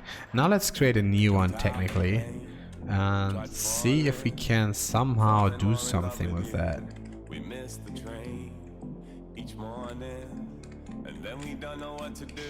I can't live with or without you. We could be dying if our hearts beat too slow. 100 reasons I can think to be. Okay, wallet loaded. So if we're drowning, let our love keep us afloat. I'm writing this file to daemon test. And what is this now? Alright, this also shows me almost 1,000 or something. Yeah, okay, so this seems to be default 1,000. So master private key. So I say master private key.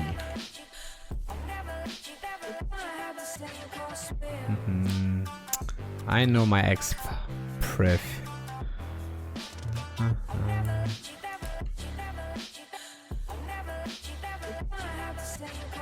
Seemed to rain for days. I guess our hearts were pouring. We didn't keep the scores. This game we played, it ain't rewarding. It's like Master private key to public. highly flammable. guess we didn't read the warnings, so use with caution, cause girl, we awesome. Master public key. It doesn't come along that often. Just stay for summer, guarantee you'll still be here in autumn. The love I got for you. Master public. Of master private key. Oh, I'm struggling hard, guys. I'm struggling hard. I mean, we get this private master key. I wonder if I can import it actually. I say new restore. I say new by master priv. Import address of private keys.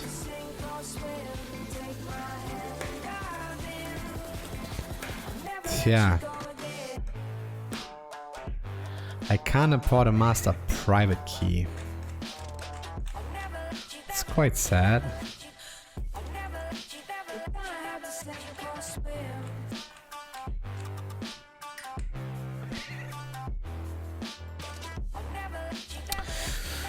Alright, let's see a little bit what Pichu is doing, I guess, I assume, for deposit addresses. They just call the JSON RPC. Just a second, I'll show you what I mean. A blockchain, fetch block, fetch transaction. I assume to create addresses, they just what they do, man. Ruby Q, Pichu. Lip, Pichu, and then it's Bitcoin. Let's have a look what they do. Wallet, create address. Yeah, they literally just call get new address of the RPC client, and that's it. So let's see if we can get a new address.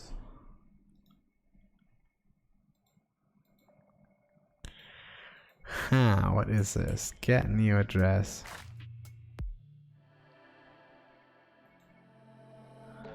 Returns a new Bitcoin address for receiving payment.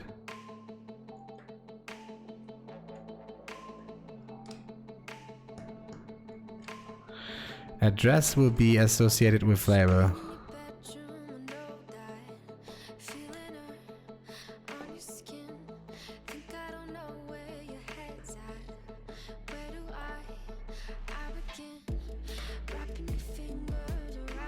So then I guess we can just throw this whole thing in trash. The whole way we created addresses, we can throw away. We don't use, I have to ask Reddit about this. I will ask on Stack Overflow again. I'm not sure about this, but then we can just use back32 addresses. Get balance. Get raw change address. This is very interesting. Get node addresses. No. Alright. PC get balance is apparently 0 balance. Alright. So my question is now, if I call RPC create new address.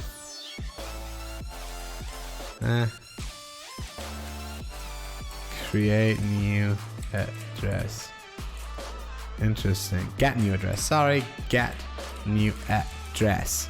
And I tell him my label is, in this case, 1. And I say, hey ma, I need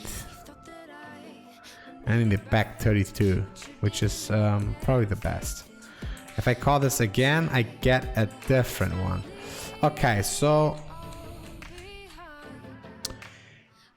I assume, wait, I call this like crap. I assume there is no way how we can get the address for that index. Yes, I am sure, buddy. I can delete that stuff. So that's my dump.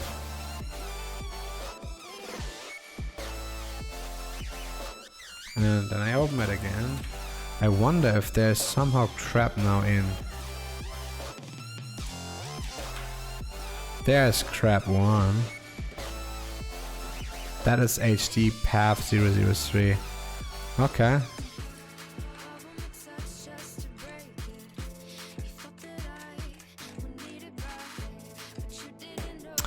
That's...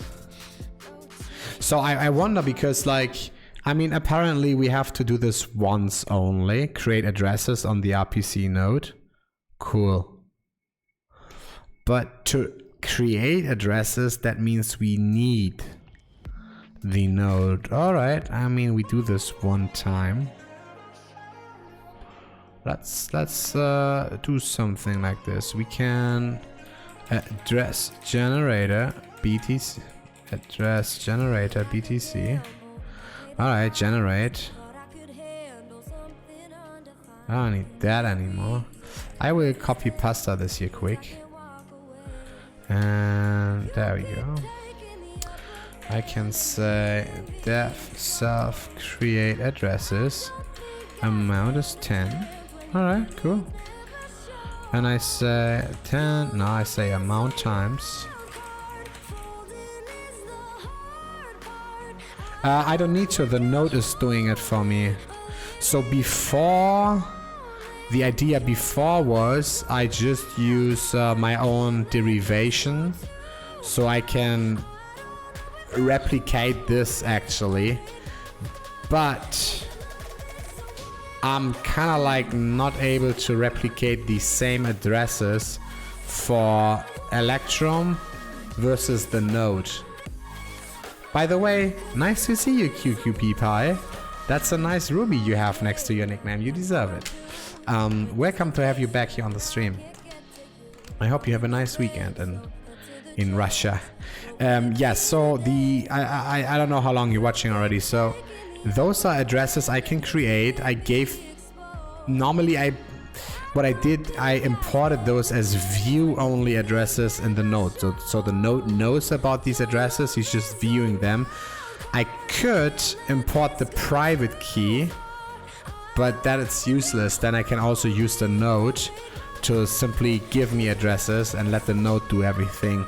So just don't get your node hacked. I mean, apparently, if your node gets hacked, it's done anyways. Amount times do I don't know. And I actually literally just say address is then Bitcoin RPC create new address, get new address, new address. Well, label, I don't need a label, but then I can say back 32, cause I guess back 32 are the sheep ones versus P2SH pay to script hash SegWit. Exactly, it produces smaller transactions than the SegWit ones, and that means the fees are actually lower, which is a good thing.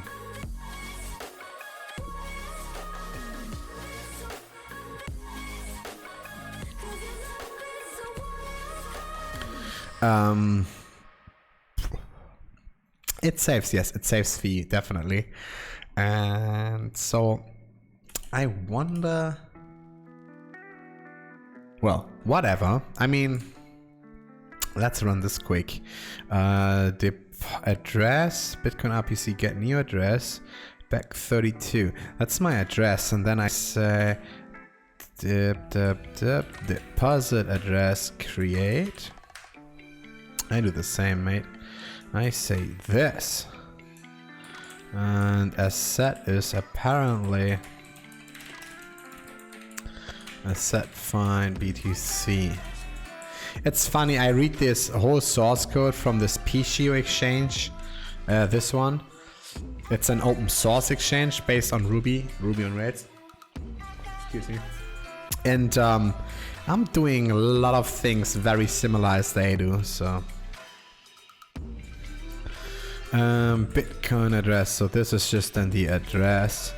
And yeah, index. So index is this is temporary to do. I guess.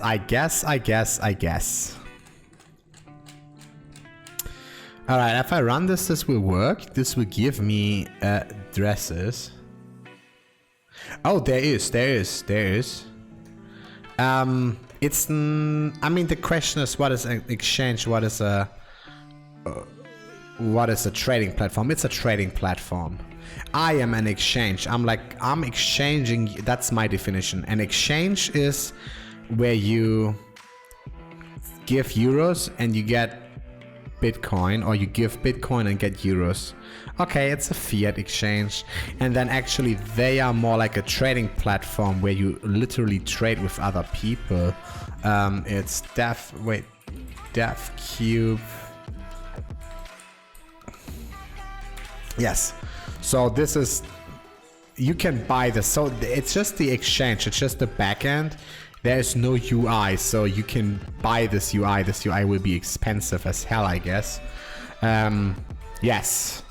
So you select your market here and then you can trade. There will be an order book, as you can see, and then you execute trades. I'm very interested in this platform. I'm very, very interested. However, as a separated side project. So I have my exchange, and then you can transfer your coin to the trading platform where you then can go for trading. So yeah, let's do it this way. Actually, I would like to run this. We have to seed this. Definitely. Alright, let's recreate this stuff here. So yeah, if you want, you and me, we can install this together. This will be fun. It's kind of like I probably need some help for that, because they have so many environment variables, like really crazy. Well, but yeah, I think it's just you do this one time and then it's running. Alright, so we log in. So what I need to do now is Rails C. I say address generator. JSON value is not a string as expected. Very interesting. The first thing needs to be a string. Index to S. Alright, and then it's working. Good, now we get back 32 addresses. Pretty nice. Great. So I say... Oh. Is there somebody else who don't understand how it works? What would you like to know? What would you like to know? Because actually, what you show me, you help me with my tests and all this stuff all the time. I think you're a pretty smart guy. And I think if you want to learn about this, you will understand this within 1 hour. Easy. Easy. So just let me know what you don't understand and what you would like to know.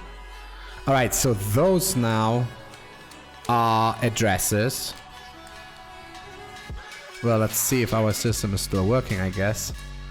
Loop to rake observe RPC Bitcoin.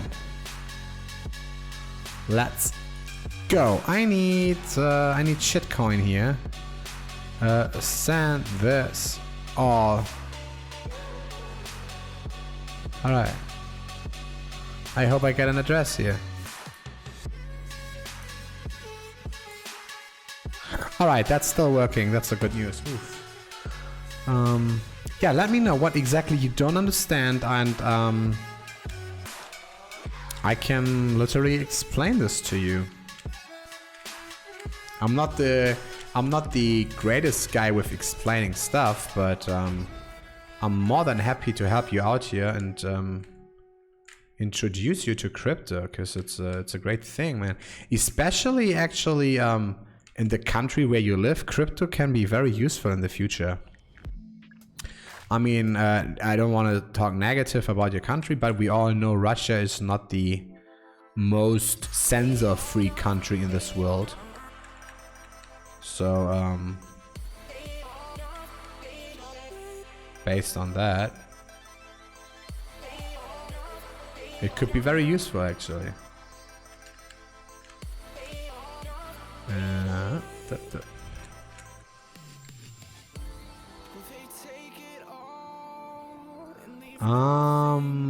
I don't know.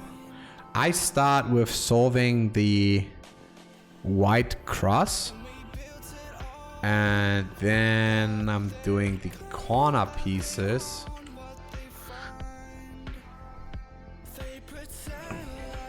Well, it's with the green screen now, so it's probably a little bit broken when you see it. White, orange. So that corner piece is in. I hope you can see it, or is it too bright? Alright, let's have a look. I need that corner. But yes, at the end it's like an algorithm. You just throw in. And you just do it over and over.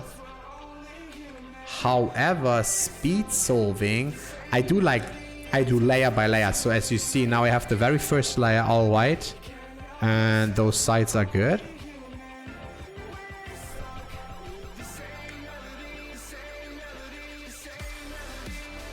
And the next thing I want to do is I want to do the second layer. So I just try to find, for example, blue, orange. All right, I need now, so you see these ones are matching. These ones. So I need to match these corner pieces. For example, this red blue one needs to go in here. So this piece needs to go in here. So all I do is I just do literally dap dap dap dap dap dap dap dap dap dap, and now it's in. And now orange blue, I move this over, and now I want this to go into here. So let me do this. Tap that up, tap tap tap, tap that up, and tap.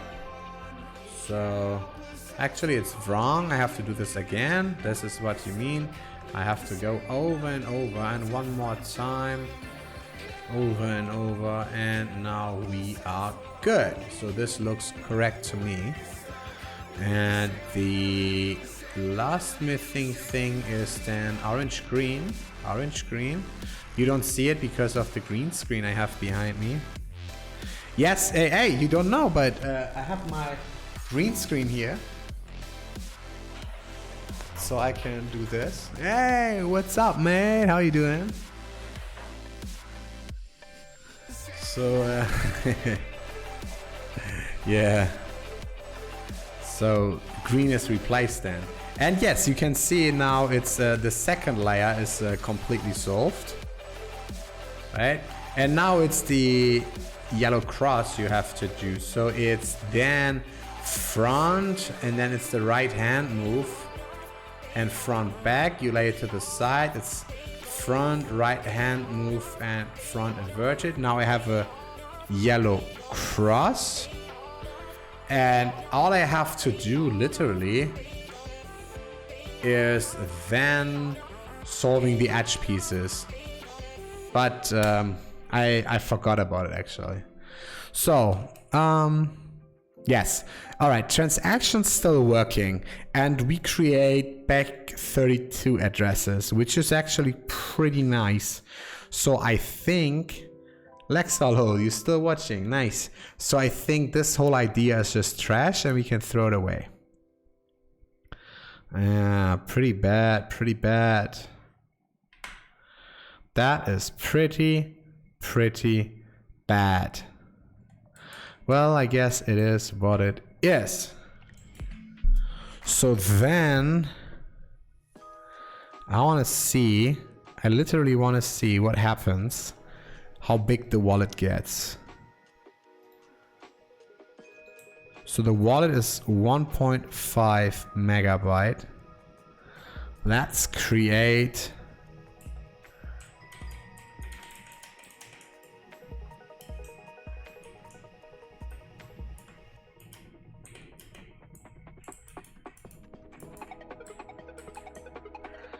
Let's create 100,000 addresses.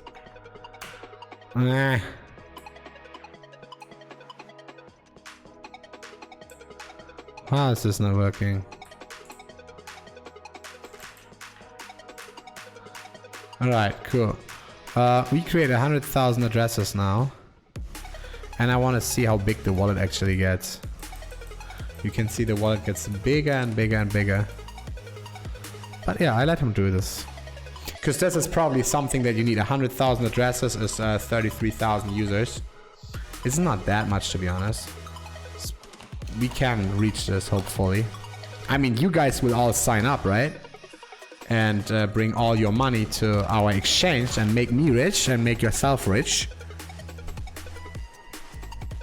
I still wonder, QQPP, what is exactly the question for you? Like, what you don't understand with crypto? Guys, you want to have a quick crypto introduction? Who needs this? Does somebody need a crypto introduction?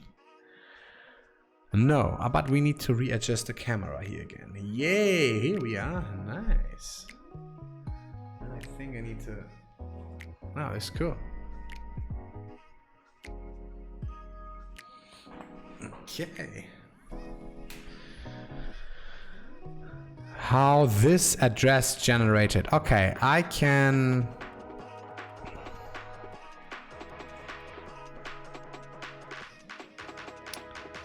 Okay, I explain you something. In general... Alright, the node I can't explain you, but I can explain you how addressing is working. So you create a base seed, okay? A seed. And in Bitcoin, to make it, I mean, the seed is just something like hexadecimal. So it's like, whatever, something like this. This could be your seed, okay? This is your seed. Yeah. But because we are all users and we don't want to deal with this stuff, instead we get words. We get a 24 list long word list. So something like, I mean, if I create a new wallet, it's something like free, hello, party, track, mystic, magic, bullet, Varia, domestic. All right, so this is your seed and there is a word list. Let me show you this quick. Bitcoin word list. So this is the BEP39. This is the word list in English. All right, so there are 2048 words inside. 2048 words. All right, so you have like 12 times 2048. So this is pretty insane big. All right, so those is the amount of combinations. However, other wallets have 24 words. So you get a list of words. Now with your seed, this is your seed, okay? With your seed, you can say a root is, and then like calculate hex of seed. Something like this, okay? So you have your seed and you are pretty smart. If it's like in a different order, it's a different seed, right? It's like a hash. Okay, so the order matters. So there is a shitload of combinations that we have here. And from this root key, let's call this this is the master private key. Never ever give this to somebody. Never ever give this to somebody. If I have your words, I can immediately access your Bitcoin. All right, so you have your root key. From this root key, you can derive as many times as you want. From this root seed, you can create as many addresses as you want. And how this literally works is you take the... I've tried to explain this very easy to you. You try to take the root key and you say derive, and then you give them a path. And a path could be something like M001. And this gives you a new private key. So this is private key. Okay? And let's call this XYZ. Okay. So you get a real private key. A private key at the end is something like this as well. So let's do this. Private key. And now you say, I want a new address with the derivation path 002. Now this gives you a complete different private key. Right? And you get something like, whatever it is, buddy. Something like this. Because it's a hashing function. You understand hashing functions? So every time, if I have the correct seed, if I have the same seed and I want the same path, I get always the same private key. Okay? And now from the private key, you say something like private key to public. And you give them like a type, something like back32 or SegWit. Different address types. So they start with a 1, they start with a character, different address types. We just seen these different address types actually in let me explain you. These ones, those are just address prefixes. So you have this is how they look like. They start either with a 1, they start with a 3, or they start with, actually that's a bit of a BC one, something like this. Don't think too much about this. The address type,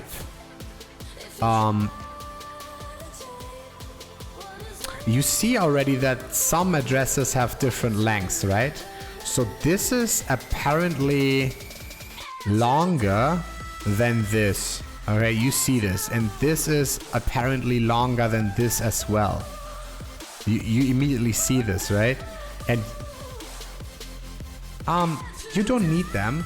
It started with these ones. This is the very first Bitcoin address format, but Bitcoin evolved and they wanted to implement ways to create more efficient transactions. And if you understand how transactions are working, it plays a role in there. So if you use this type of address, you have smaller transactions. You save a few bytes because it's a later protocol upgrade.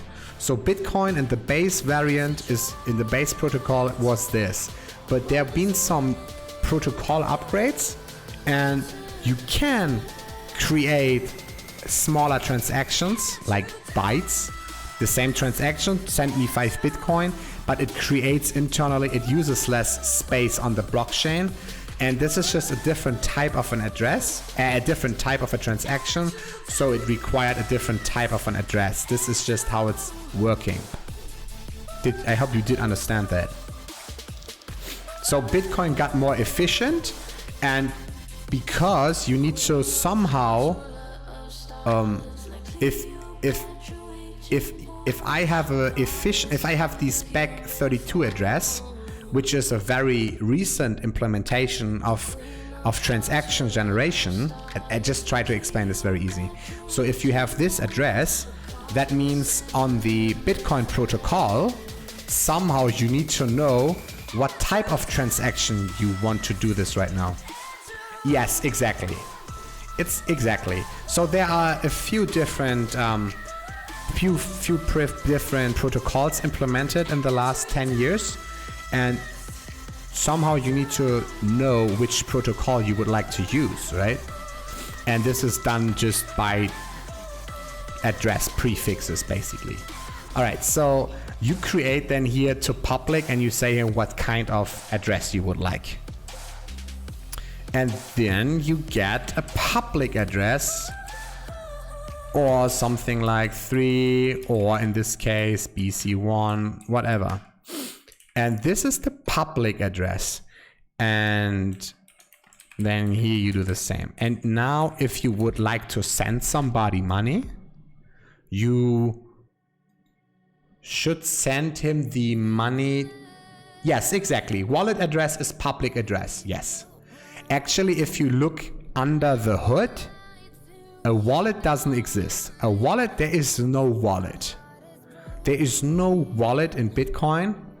This is just some easier understanding for you, right? Bitcoin, well, let me explain you now how this works. Now I have 1 Bitcoin. Somebody did send me 1 Bitcoin to 1 XYZ. This is my public key address. All right. So somebody sent 1 Bitcoin to this address. Actually, not to me. He did not send it to me. Somebody did send 1 Bitcoin to this address. All right, I marked this as a string. This is an address string. Somebody sent 1.0 Bitcoin to this address. Actually, not to this address, again, to this public key. To this public key. So now what I can do on the blockchain, I see, this public key holds 1 Bitcoin. And internally, this creates, so somebody creates 1 output worth of 1 Bitcoin and sends it to public key. Now you can also say pub key received 1 input worth of 1 Bitcoin. All right, so there is an output and that you send to somebody. Now for him it's an input. Okay, and the idea of a wallet is exactly, so the idea of a wallet is, if I go here into my wallet, I have many addresses. They all come from this base seed. All right, this is the base seed. Again, it's actually something like this, but to make it easy for you, you get words. I show you the seed here right now. Never show the seed, but this is testnet. Sorry, I go on private key on seed. So those are my words. If I give you these words, that means you can immediately recreate this seed. And with this seed, you can create the root key, the master private key, and you can immediately derive all these addresses. And now somebody did send 1 Bitcoin to this address, for example. That means this address would hold Bitcoin. Let's do this. Let's take this address. Let's go to the faucet. Testnet faucet. Let's quickly send us some money. So then I can literally show you this in a little bit more detailed way, how this exactly is working. I'm banned. Can somebody please send Bitcoin to that address?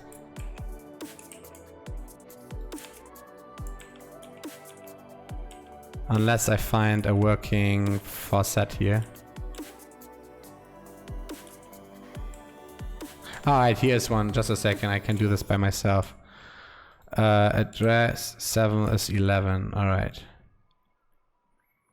Okay, let's have a look. Now he's sending me this. This is the transaction ID to this address, to this public key.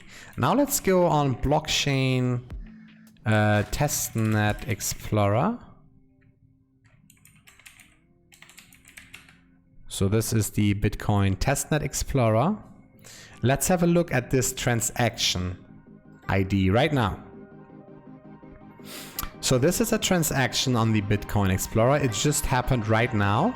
It actually sent 0.01 Bitcoin to this public key. Okay. And luckily, this public key, luckily, I hold the private key for this address.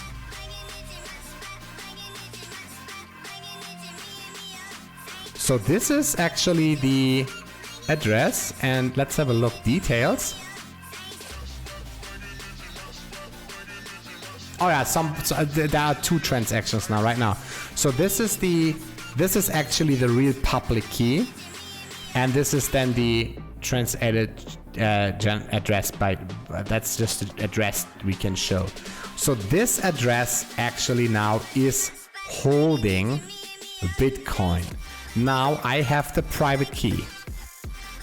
This is the private key for this public key, which holds Bitcoin. So if I go now again, root key, I have the master private key. I create with a certain path a private key. This is the private key I generated. This private key is able to spend these inputs.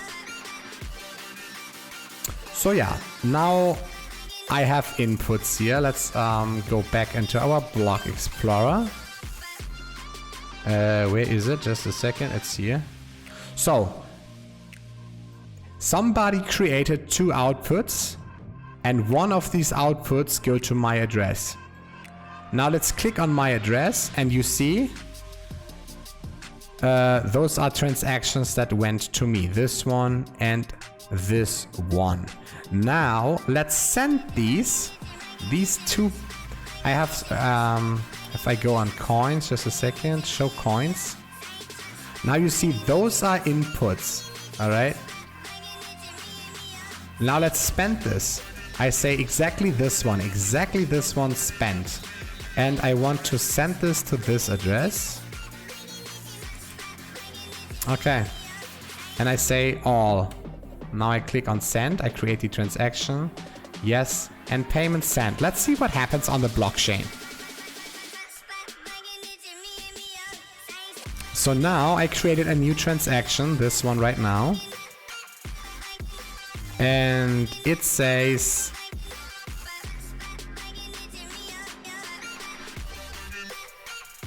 this is my address, this is where I received money. And now this was an output, this was an input for me. Somebody's output is my input. Now I use this input and send it to somewhere else. This is how you actually send Bitcoin. You take your input that you can control with your private key and send it to some other public hash.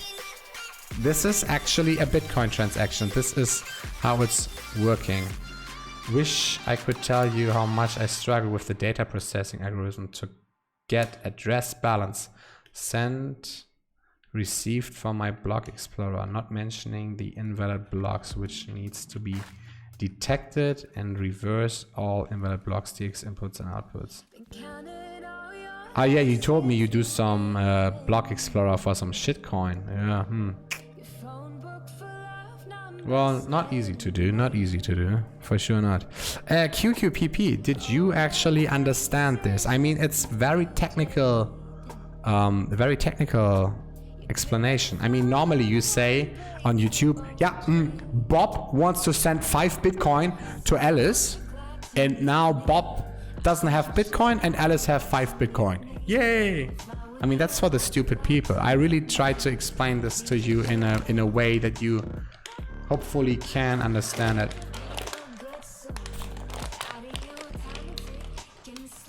What does it mean? Holding 1 Bitcoin. Is it just a record about transaction on the blockchain? Yes. Yes. Actually, what it means holding 1 Bitcoin is, it means that you have access to the private key of unspent outputs. So if I receive an input, that means I have an unspent output, right? This is now a spent output. I spent this already. All right, my input turns into an output which is unspent, but I spend it now. That means I don't have it anymore. It's spent. I spend it. If it's unspent, that means if I have the private key to it, I can spend it. If I can spend it, that means I basically own it. I control it.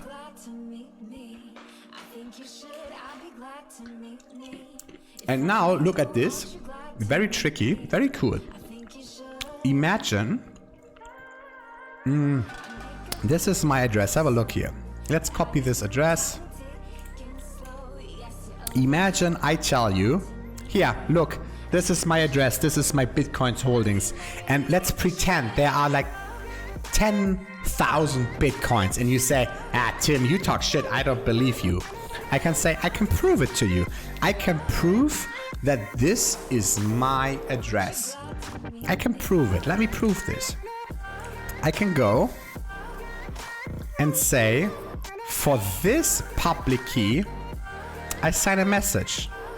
And I say my message is, QQPP, I really own this 10,000 Bitcoin. I'm a rich guy. Now I say,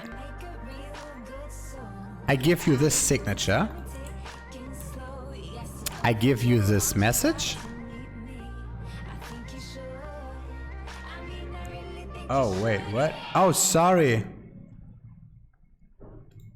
All right, now you can see it. All right, so I give you this signature. I give you this message. And this is the address. Now you can verify something. You can just say the following. Sign verify message. So this is the message I gave you. And this is the address. And now I give you some, like somebody give you some signature, something like this. And you say verify, wrong signature. But I gave you this signature.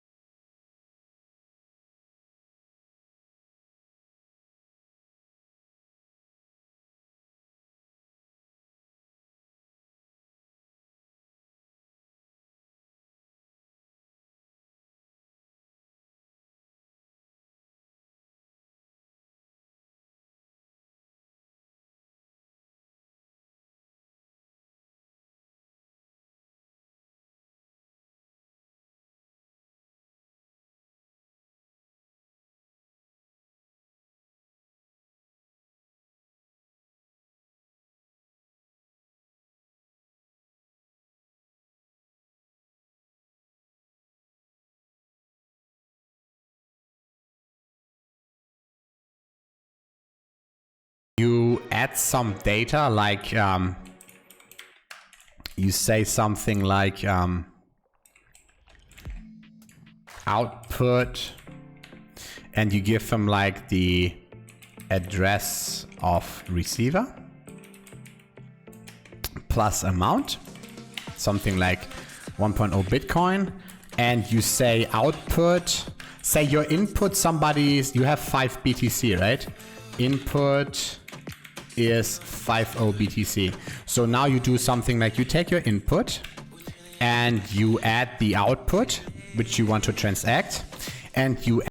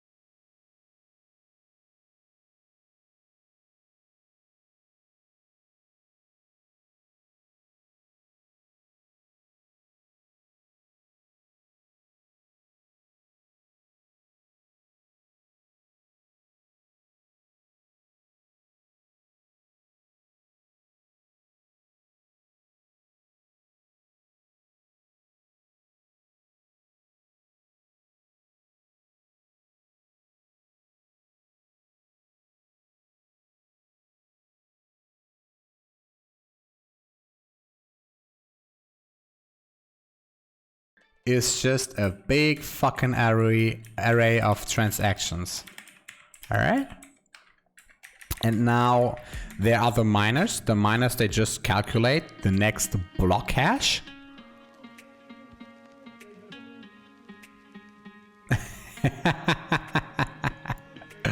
I lost you. Why? All right. Do you want more explanation? I think maybe it's a little bit much. I think so. I mean, it took me also a while to understand this, how this actually works. And I still don't understand it all. To be honest, it gets really, really complicated. Let me show you this. Wait. Smallest Bitcoin transaction size. Have a look. It gets really shitty now. Oh yeah, there you go. I mean, this is literally how a Bitcoin transaction looks like. Like, what the fuck? And yes, the smallest transaction is 61 bytes. You send an OP through, and then you whatever the fuck you're doing, man. So if you really want to know, you have to go to script. It's like assembler a little bit. You can do a lot of stuff.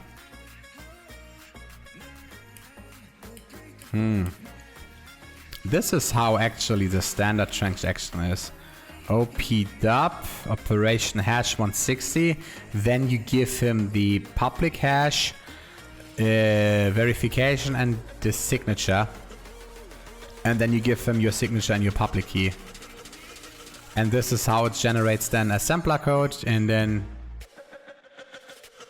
this is how the stack is then executed. And fuck this, let's go. I just post this. I always try to read a little bit about it and learn a little bit more and more and more. It's very nerdy, it's very interesting.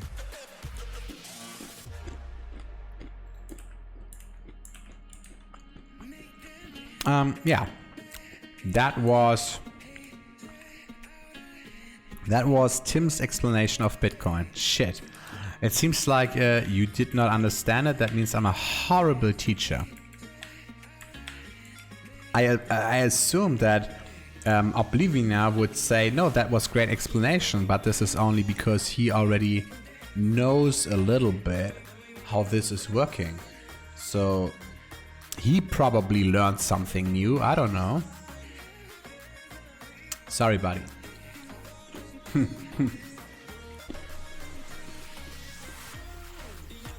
Alright, so we created these... do we actually have already 2 confirmations? Oh, you don't know about mempool? Well, you do understand the following thing, very important. If you create a transaction... where is it here? Let's say you have 5 Bitcoin in one input, and you literally forget to output to your own change address. The difference is actually 4. Boom, gone. Bitcoin gone. Mining fee. The fee is the inputs minus outputs. That's the fee. So it is possible to send 0 TX fee, which will be most likely rejected by the network and just stay forever in the mempool. It's possible. So you have this fee, and it's getting pushed into the mempool.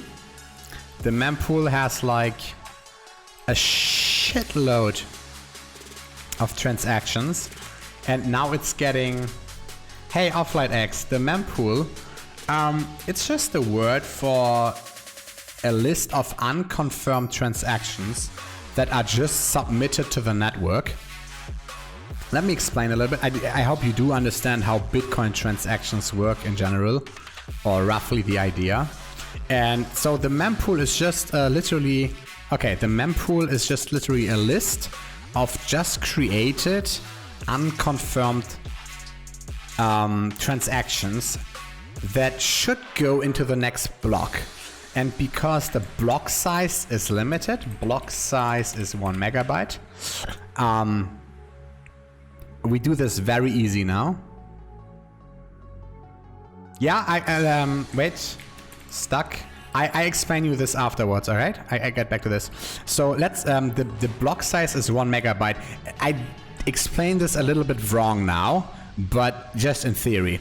So if the block size is 1 megabyte, that means if the average transaction size is, I say it wrong, but let's pretend this is 100, no, is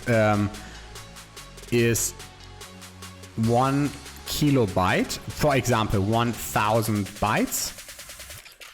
That means you can only have 1000 TX per block. This is wrong, this is not accurate, this is totally wrong. I just try to explain it very easy. Okay, I hope you understand this, right? So if the block size is 1 megabyte, and the average transaction is 1000 bytes, you can only have 1000 transactions per block. So, and now think about this. Let's pretend there are like 10,000 pending transactions right now. And there is a miner finds a block.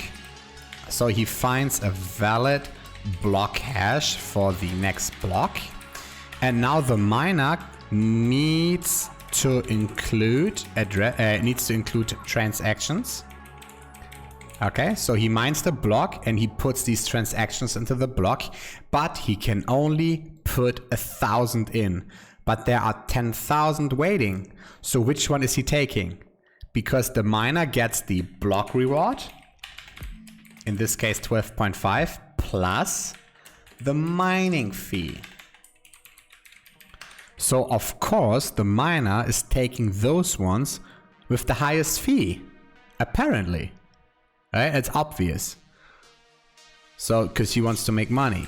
So if you send with 1 Satoshi fee, or if you send with 50,000 Satoshi fee, the chance that the miner say, yeah, I take this 50,000 Satoshi fee transaction is a little bit higher. And if you have a look, there's a great chart. This is the chart. This is actually the mempool right now, the memory pool. This is how it's looking. There are other displays as well, but right now he say for the average transaction of 255 bytes, you should pay 5,610 Satoshis total. All right. If you pay less, this is actually here right now. If you pay this much of fee, you are in the top 1,000. And that means the chance that you are getting mined in the next block is very high. If you pay very low fee, there are right now like 7,000 more transactions waiting with you. So it probably takes a while till you get mined. And there is another chart, fees, Jochen. Of course, the miner can always go through the mempool and say, yeah, this transaction I mine, this transaction I don't mine, this transaction I don't like, meow, I don't want that. So of course, you just pick the highest one. Again, the block size is limited. So there is an incentive for the miner, and that is a high fee. Let's go Jochen, just a second. Jochen's Bitcool mempool. All right, that looks good. So this is how the mempool is looking right now a little bit. You see it's going sometimes up and down, sometimes up and down. Let's go here like 3 months mempool. This is, let's go 1 year mempool, probably a little bit. All right, so you see these huge spikes, right? You see them. And that means if you want to send at exactly this time, I try to zoom in here. Okay, here you see the transaction fee is very low. And here you see it's very, very high. So if you are here right now and you would like to send a transaction and you want it to be processed fast, you need to pay a high fee because there are so many transactions waiting. Right? If you see this, like sometimes in the memory pool, right now there are like 6,000 transactions, but sometimes there are like 60,000 transactions. And the block size is limited. So if you say, yeah, I want my money to be mined in the next block, well, then you have to pay probably sometimes $10 fee or whatever it is. And yeah, so now to your question, if your Bitcoin is stuck with 0 fee, or if there are 70,000 transactions pending and you send only 1 Satoshi fee and the miner won't pick it up. There is the option to replace your transaction with a new transaction that has a higher fee. Let me show you this. I need something like this, my receive address.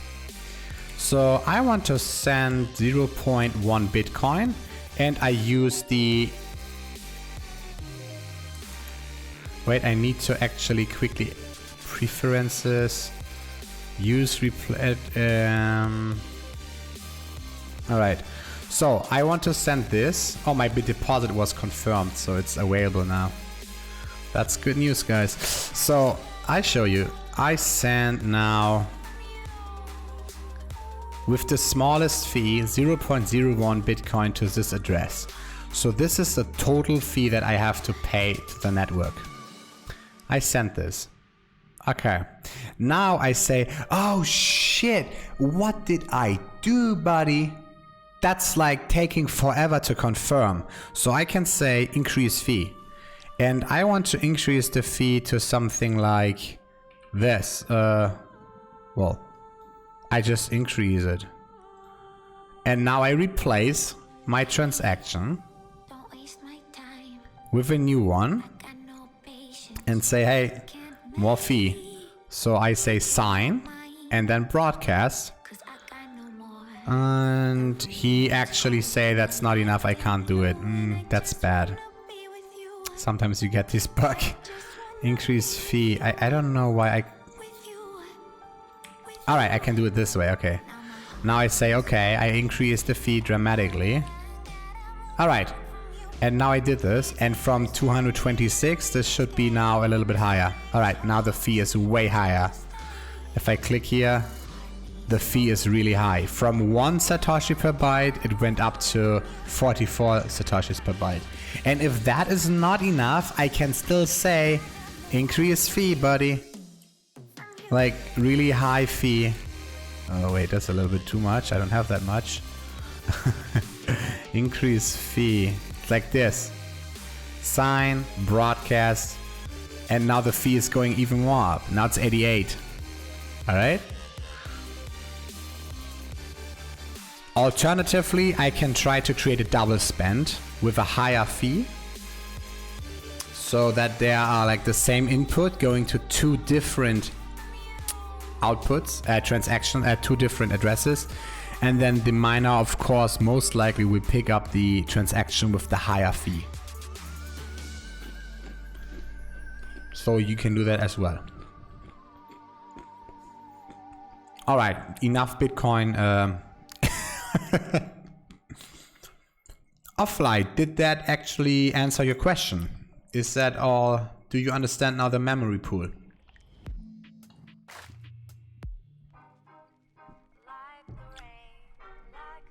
Oh, and if your transaction gets stuck in the memory pool, in theory, it should be there only a couple of days, and then it kind of like gets thrown out.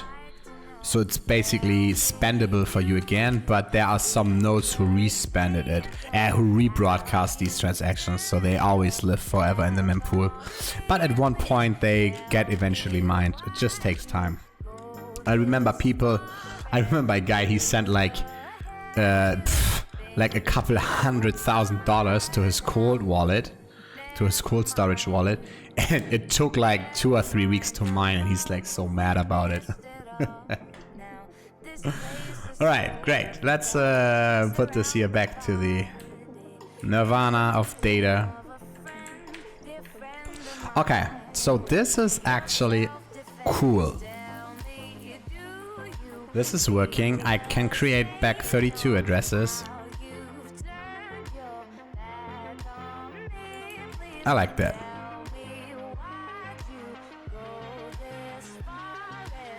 That's nice.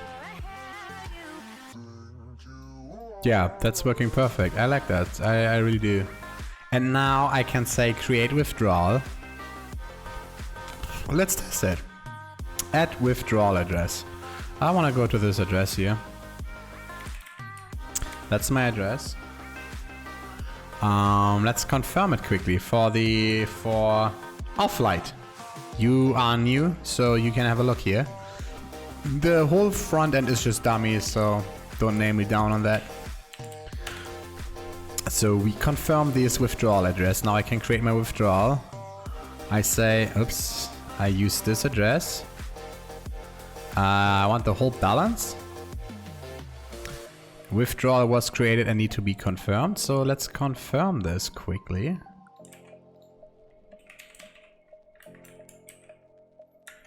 And the withdrawal is confirmed. Now, I guess... Oh, he's still doing those, man. That takes a long time, I guess. Holy shit. I wonder how often he did that already.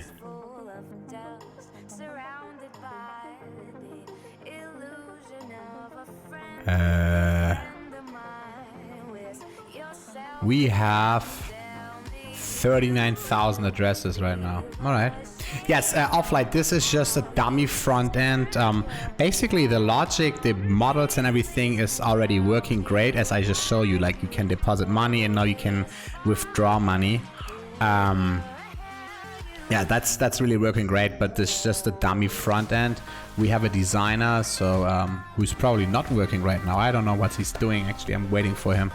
So there will be some really nice front end for you to use in the future. So this we confirmed this withdrawal, and let's see if this is actually working. So this is what you requested. This is the fee you pay, and this is what you have to receive. And now let's actually run. There is we have a reg task, and it's called exchange. Wait, reg minus T. Grab exchange. Let's see these tasks we just created. So I can say, let's have a look. Send withdrawals. So it's reg exchange send withdrawals. I hope this is working, buddy.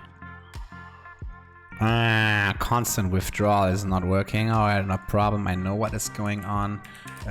Task exchange.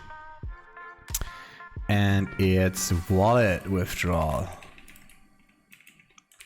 Wallet withdrawal is send pending transactions. That sounds better. So we just run this reg task, and this is also not working. Wallet withdrawal send pending transactions. Let's have a quick look how to fix that. And this is just self. Alright, now we are good to go. Hopefully. Sending. Uppsala. Self. Sending. Find each. Alright.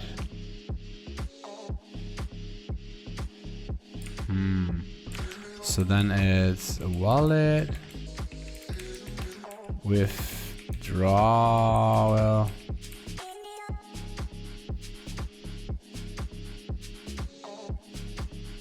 Interesting. Is there no scope called sending? Oh, there is no scope sending. So I have to say scope, so sending, and then I just want those ones where state is sending. Alright, now sending does exist, so I can call sending. So all that are sending right now. Good. Offlight, are you a Ruby on Rails developer already?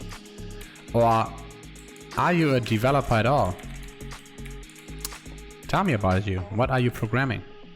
No. Oh, sad. Alright, so now it should actually be sent. You're a software engineer. That sounds great. So where is my... Let's see, I have to stop this. Rex, send withdrawals. Is it sent? That's a good question.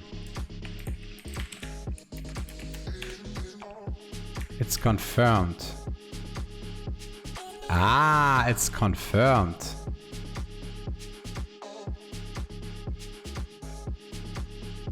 Alright. Python. That's cool. That's great. You might learn about Ruby. Ruby is an amazing language, buddy. It's a little bit similar to Python.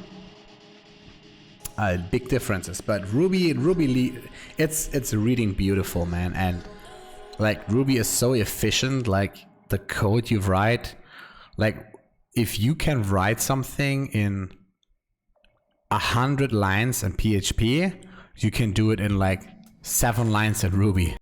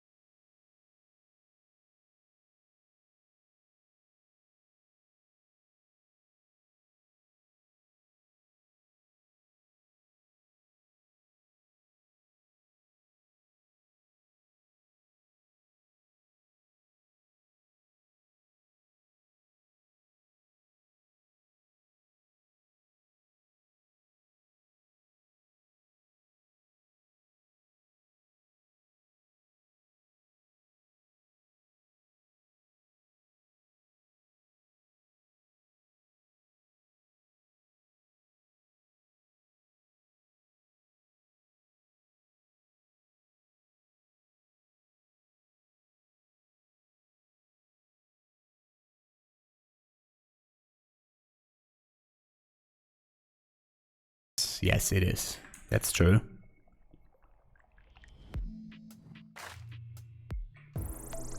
But test is still an int. It's still an int. You know what I mean? If I say, hey, in Ruby, test is 100, it's an int. Okay, yeah. Alright. And if I say b is 10.0, that is a double. Alright, and if I want it a decimal, then it's... So now it's a decimal, so it's a different data type. Okay.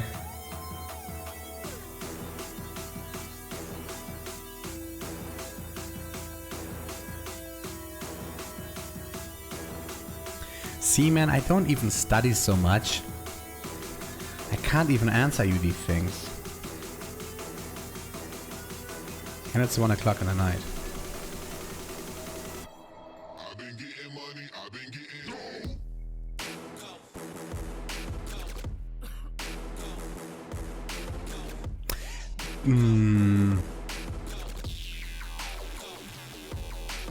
On the other side, those are all objects.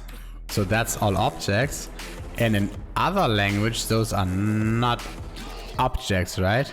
Like, I have a question in C# is... So that is C#, right? In C#. But now A is not object, right? Right? Is that correct?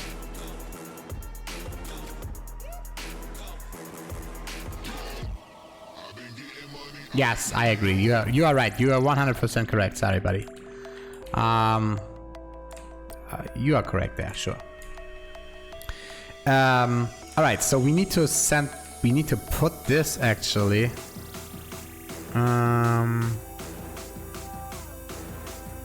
We need to put this to sending though. Yeah, exactly. It's a type. It's not an object. And in Ruby, everything is an object. We don't have types.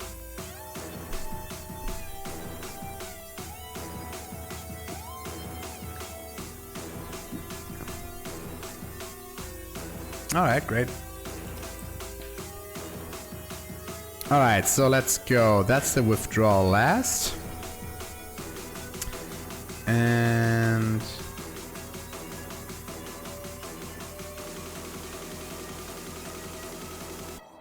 I now say put it to sending.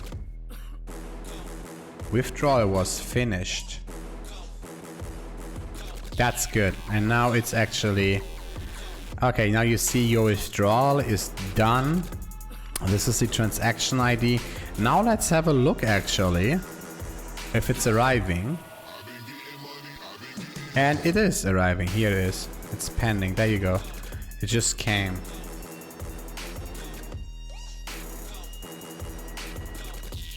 Ruby don't have... No. In Ruby, everything is an object, buddy. Like, this is an object.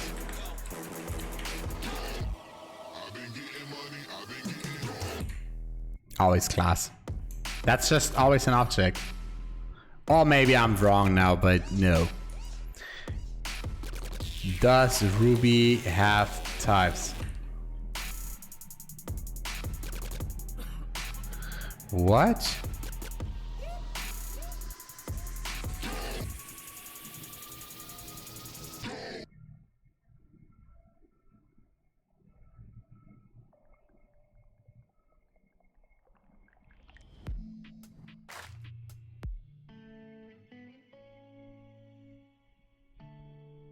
No, class is class.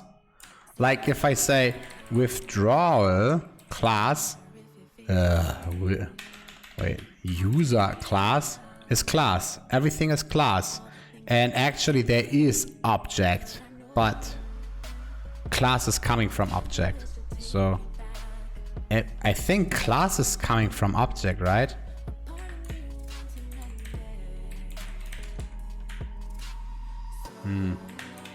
I'm not that super crazy. Yes, at the end you have object and object goes to class, but now everything is class. But you have also module.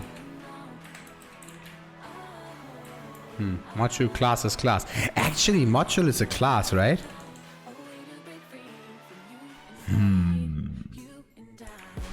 Ruby. Ruby module is class. Yes, awesome. Let's have a look. Is module a class?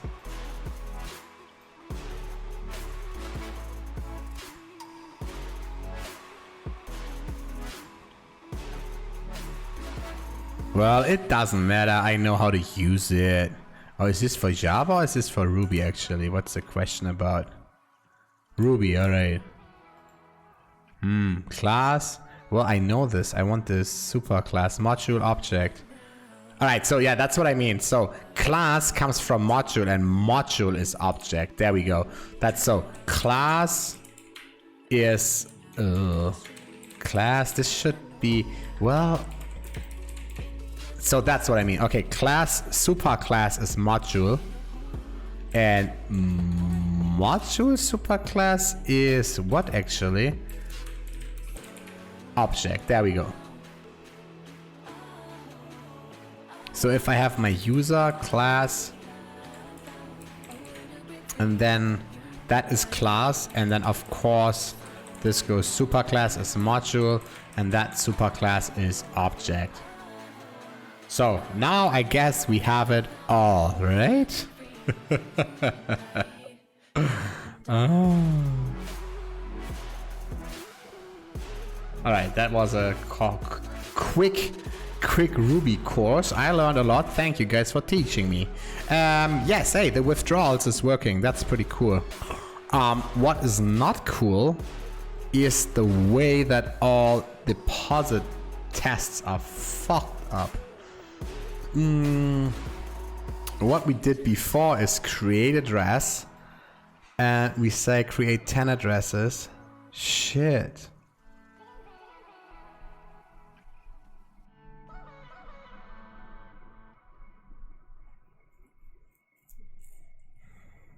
Object model in Ruby is pretty deep. Yeah, I never learned about it. Actually, I never learned Ruby that way. The way I learned Ruby is with Rails. I started with Rails and I had to just do it.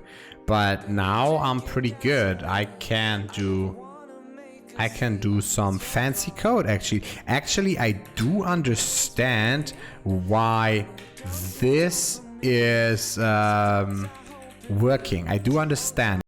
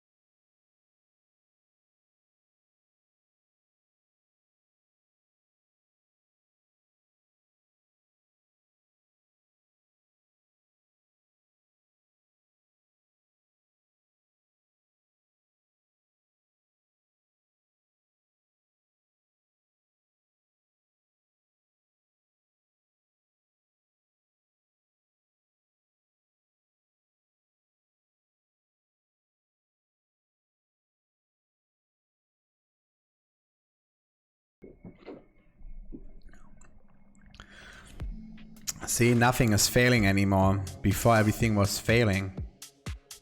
Now everything is green. I don't like this. This is bad code.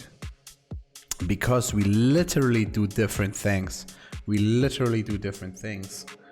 I guess it is what it is, man. I guess so. Okay, there's still failing tests, but not much.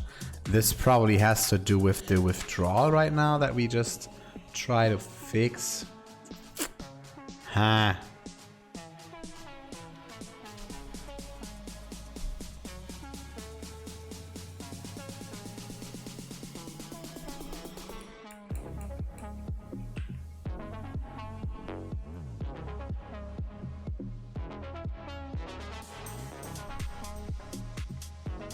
Go back here on full screen. Let's see actually what's failing. I'm interested in figuring that out.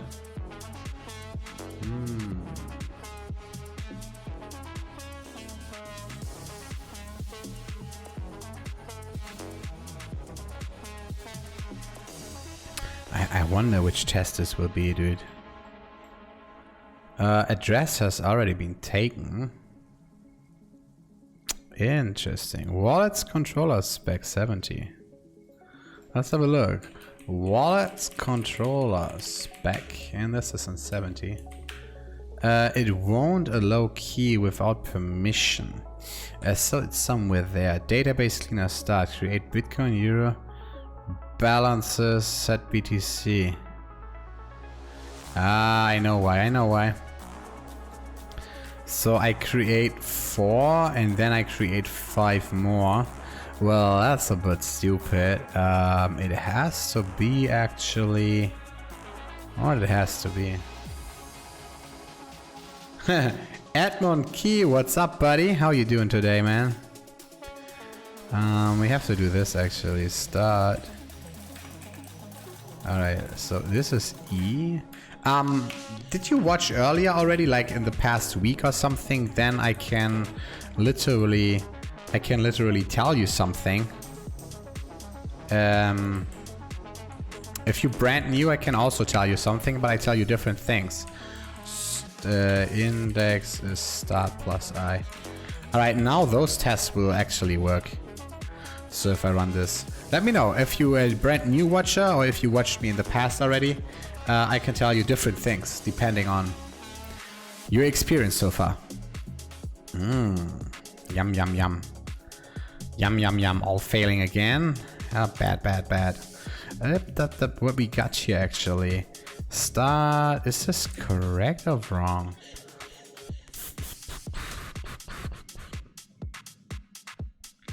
Connect not allowed.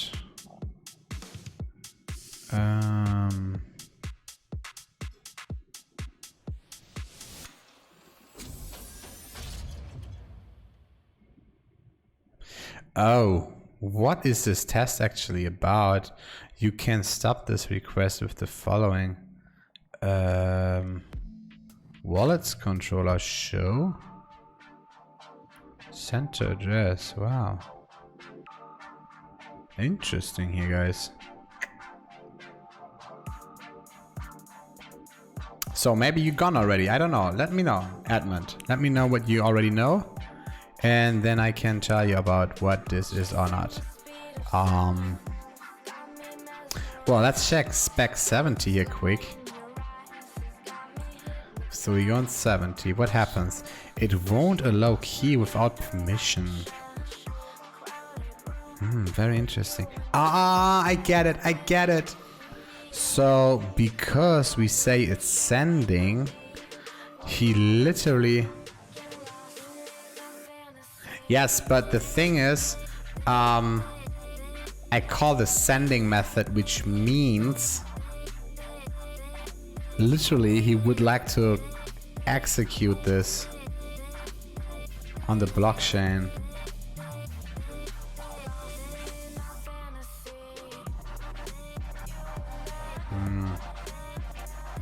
Not connect, not allowed error.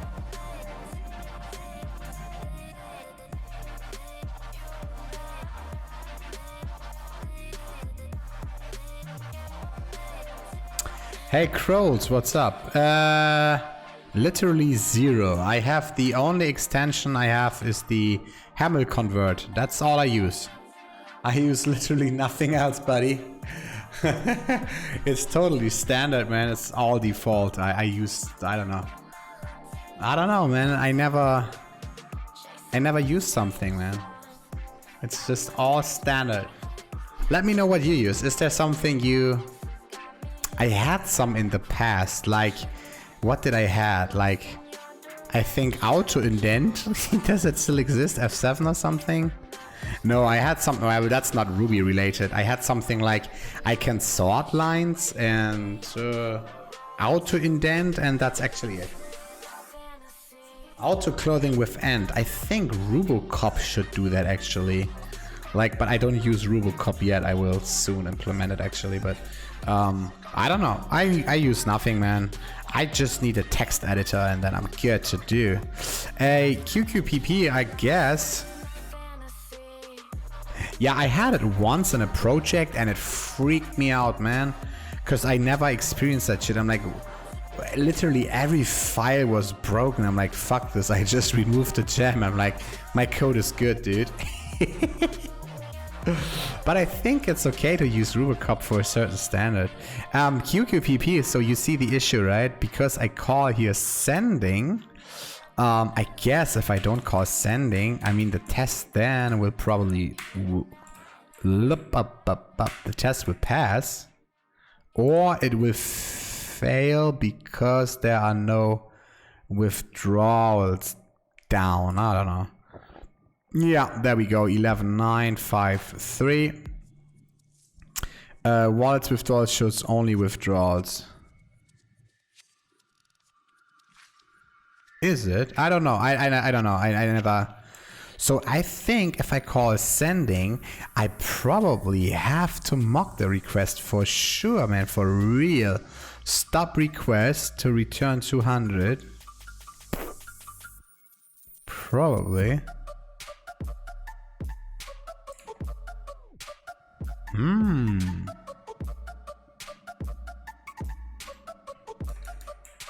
So I call it here. And the second one, is that the same? No, it's a different.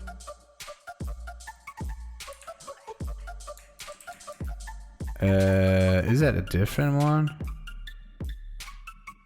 No, that's the same request.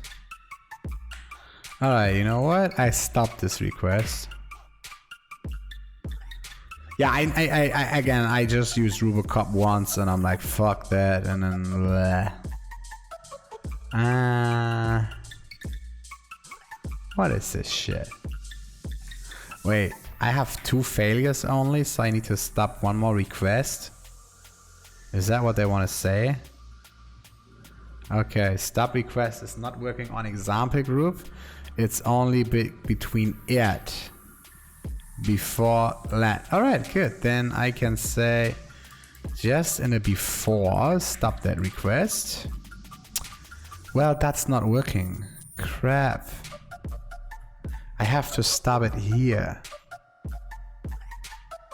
I can't stop it here, I guess.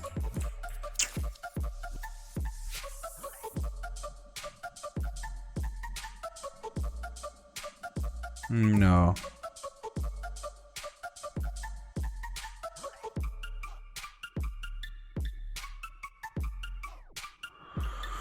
This is annoying.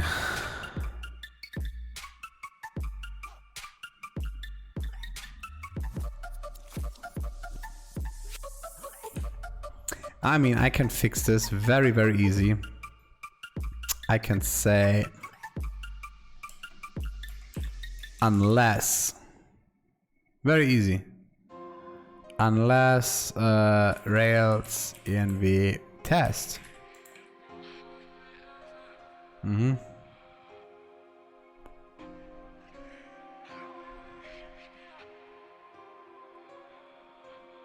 Well, then this basically is 0, is nil. Well, that's bad.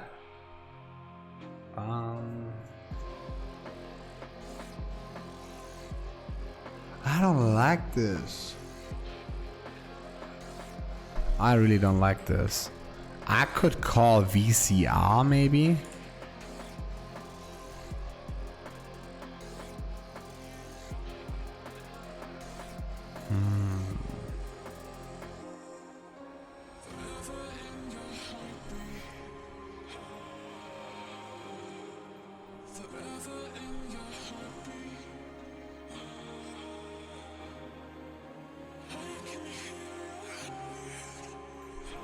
Let's do it actually, something like this.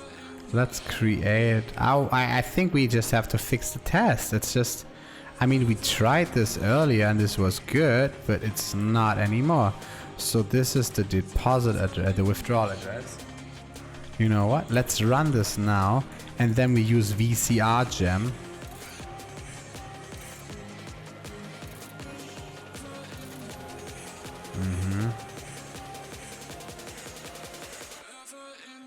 So what is he actually saying? Basic. Real HTTP connection are disabled. Ah, I get it. Now I get it.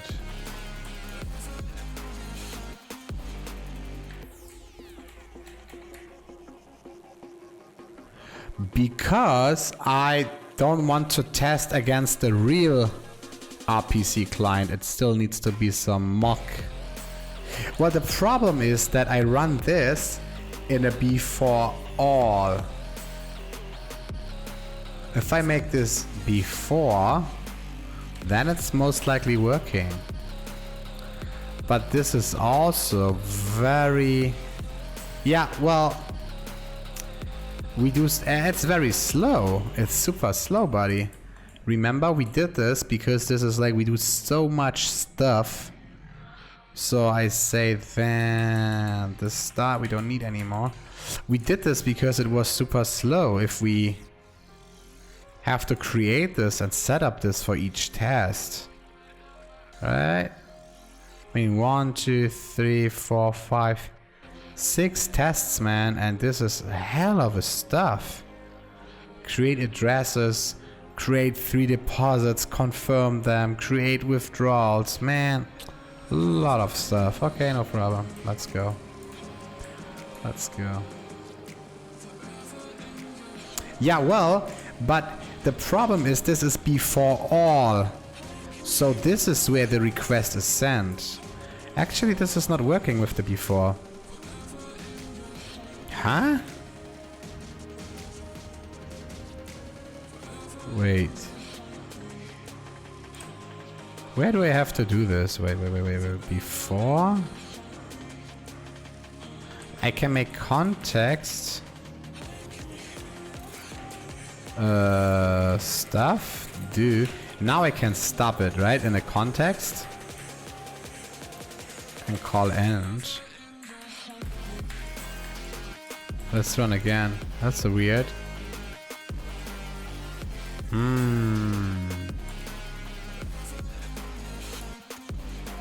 Stop request is not from describe or context. From within individual examples it blocks, or from constructs that run in the scope of an example. Example given before, let, etc. Well, that's a bit of an issue if I call before do. That's definitely an issue. And now I have to bring this whole before block and say here, then execute this block, and at the end authenticate API key. Oh, is this ugly? So this stop request can be gone. And stopping request is not working. Watch out.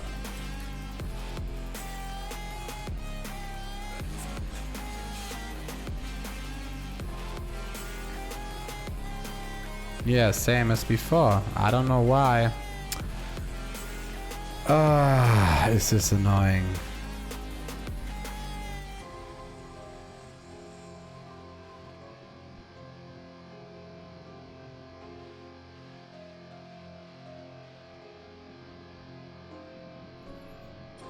Why is this actually...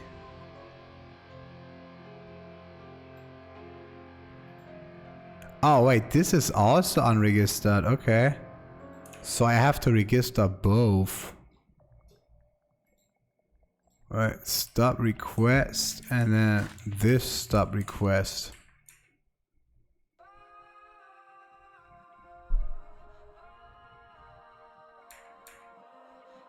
Alright, so okay, both requests now stopped.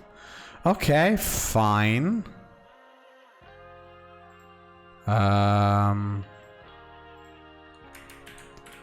Stop the API, the $Bitcoin RPC requests and pretend something. So I can say then to return body, and I say something like this. No, time now. So that's the TX ID, some virtual TX ID that is returned. I guess I would like to have it the following way. If I say withdrawal and validates, where's my state?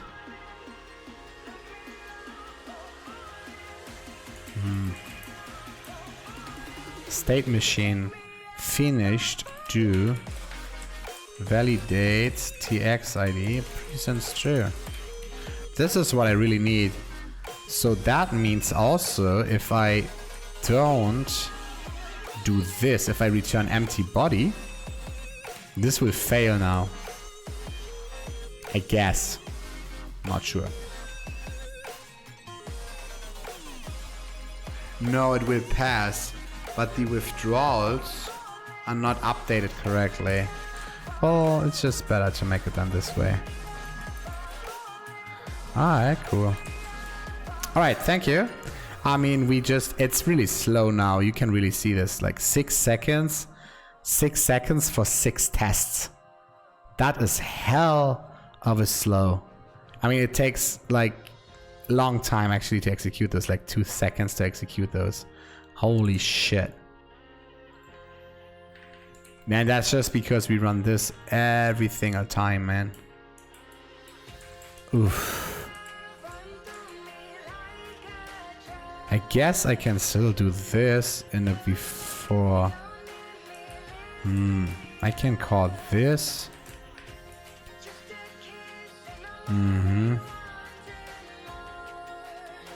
I can run this in a real before all, watch out.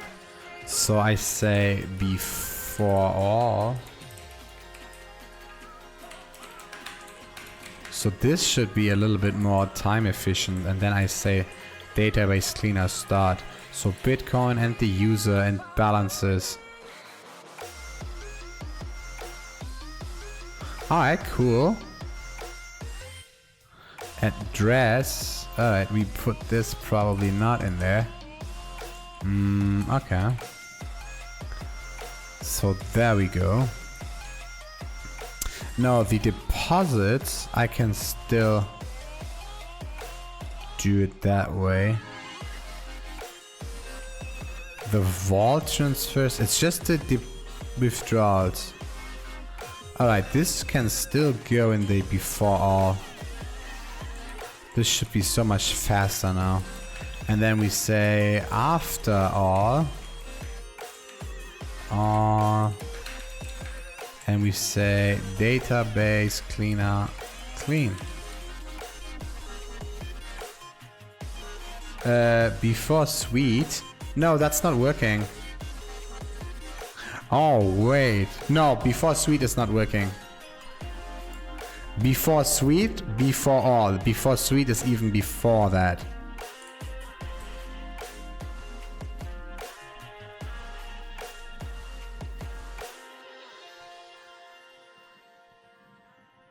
Alright, this is actually dramatically faster now.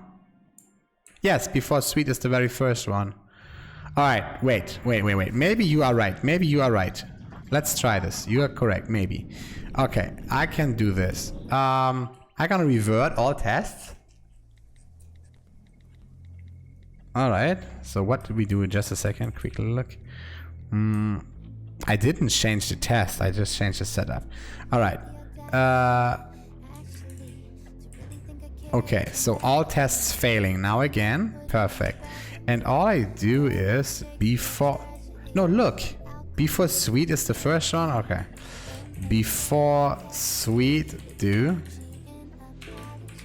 Yes, of course, before sweet is the first one. You're absolutely correct. Okay. Now let's see if this is working. Could be. No. It's not. Not working, buddy. I don't know why.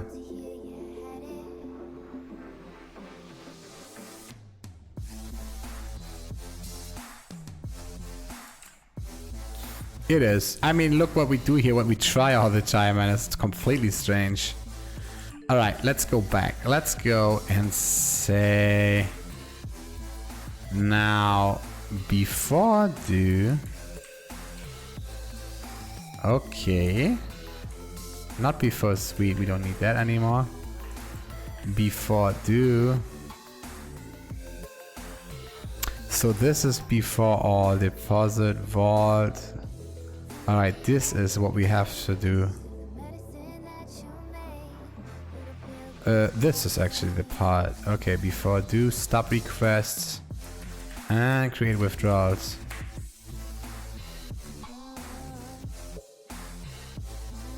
Man, I just break everything again, huh? Oh shit, dude, really? Fuck me.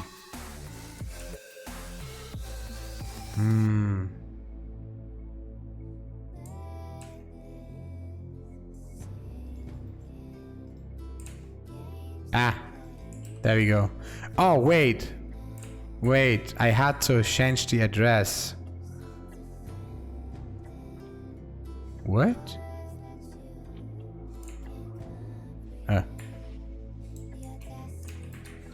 I had to change the address. Let's do this again.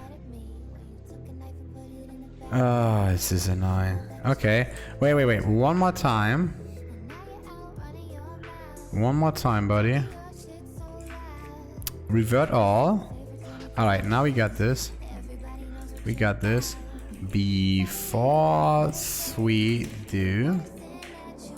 I stop them. And I have to create them with the correct address. There you go. Alright, please. Let's see. You are the smartest guy, dude. Nope. Now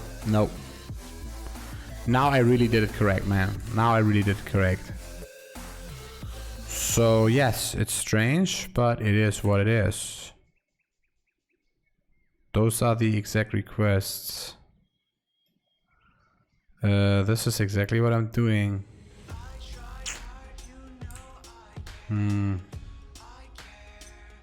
Sad. So then let's let's finally fix this. Wow, last try. So finally, we go here and say before do stop these requests. Okay, and all I have to do is put this then after the stopping.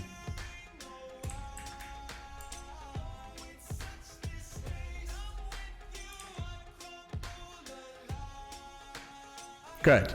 Now it's all working.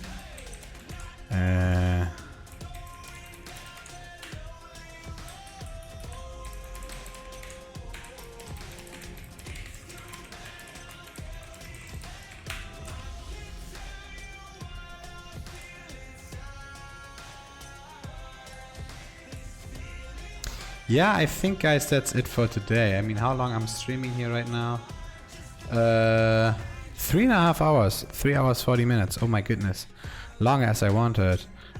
Yes, we implemented fully automatic behavior here that we can send Bitcoin from our balance. I mean, let's do this again one more time. Oh, we don't have any balance. I'm so sorry. Yeah. It's pretty cool. Of course, we have to implement a long error handling for this. And I also need to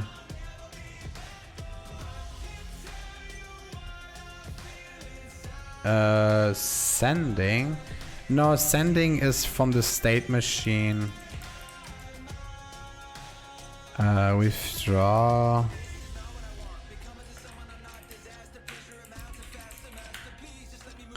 Sending is the state machine actually, and then sends the transaction. But if you go send transaction, this is actually then I need to call sending because letter entries is done. So that's where it's like, if it's going to sending, this is where like the letter entries are created, so that the reserve balance is then deducted. But nice idea though, nice idea.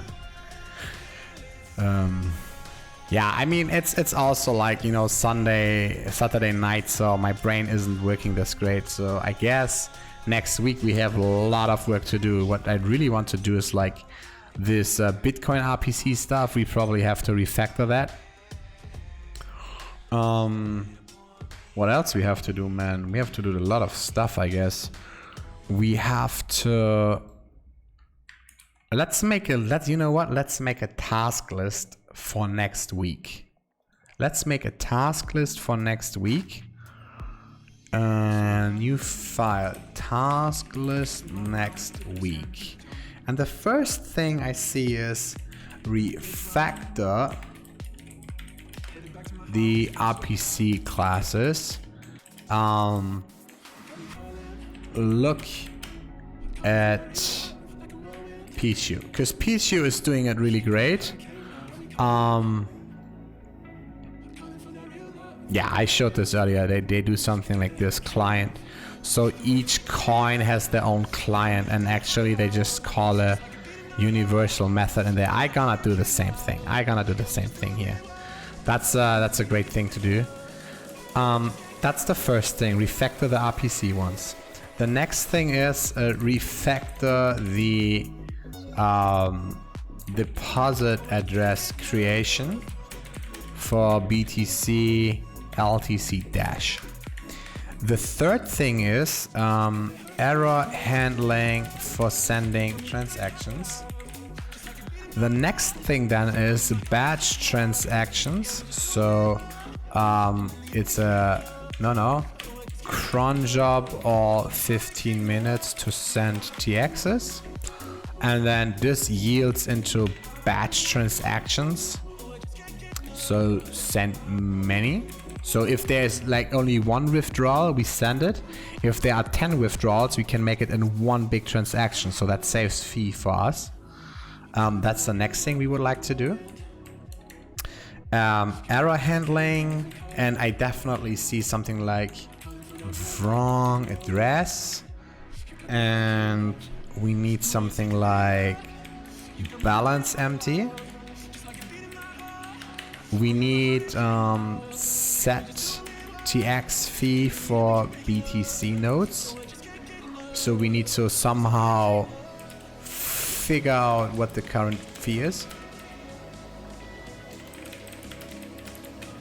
I see also some things we have to do. Wait, wrong address.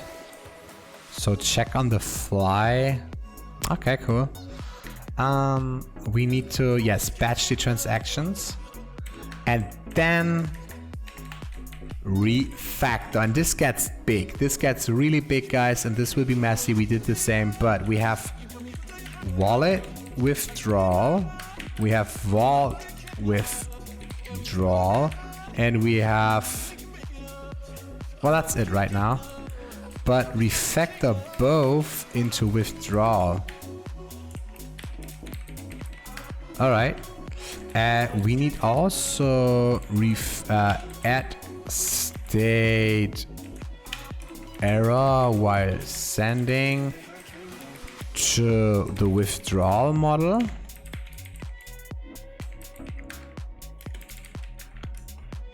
And we also need, I've seen this earlier today. If I go to my withdrawal, I don't like this sending stuff. So refactor, okay, and then refactor withdrawal model, the logic of handling the withdrawal, make it exception safe. Good. So I guess I have to read a little bit more of this PTO code. Again, this is a PTO open source Bitcoin Ruby exchange, Bitcoin exchange based on Ruby on Rails, a trading platform. Actually, it's a real trading platform. So yeah, I have to read a little bit more code. They actually have pretty nice code. So let's figure out a little bit more what they do. And yeah, I think this is a pretty good list for at least 2 days. Look at Peachy, how they do it. Refactor the deposit address creation. Oh, I also want something like extra. No, I want some security check for withdrawals if big deposit. No, if big withdraw, put it on hold and let admin approve it. So that's also something I would like to do, that we can define some rules, and then yeah, if it's just a little bit bigger withdrawal, then yeah.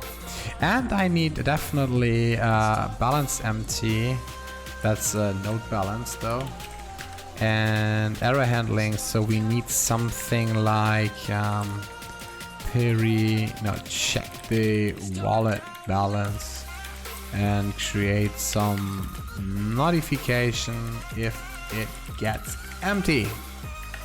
Okay, let's save this. I think this is pretty nice to do, guys. Meanwhile, I'm still thinking the you know what? Finish thinking the fucking Ethereum node. Alright guys, I think that's it for this week. I will not stream tomorrow. Yeah, that was a fun week, man. This week we pulled a lot. We pulled a lot of hours, man. It's all on YouTube. The whole week is on YouTube actually. It's already uploaded, published in the playlist. Feel free, subscribe on YouTube, please. Follow on Twitch. Don't subscribe on Twitch, that costs money. You don't need to do that. But it's so confusing to say subscribe on YouTube. I accidentally say so many times, yeah, follow on YouTube and subscribe on Twitch. I don't mean that way. No. Just subscribe on YouTube. So you are ready to update, you're ready to go. You get updated when there's a new video, if you miss some episode here. I wish you all the best, man. Sunday is coming. I go wakeboarding with my wife and my dogs, and yes, that was fun. And I see you on Monday morning, 8 o'clock, Bangkok, Thailand. We just created this list, and this will be hell of a week, guys. See you then. Thank you everybody for supporting. Thank you everybody for taking part in the chat. It's fun with you guys. All right. Have a nice Sunday. Bye bye.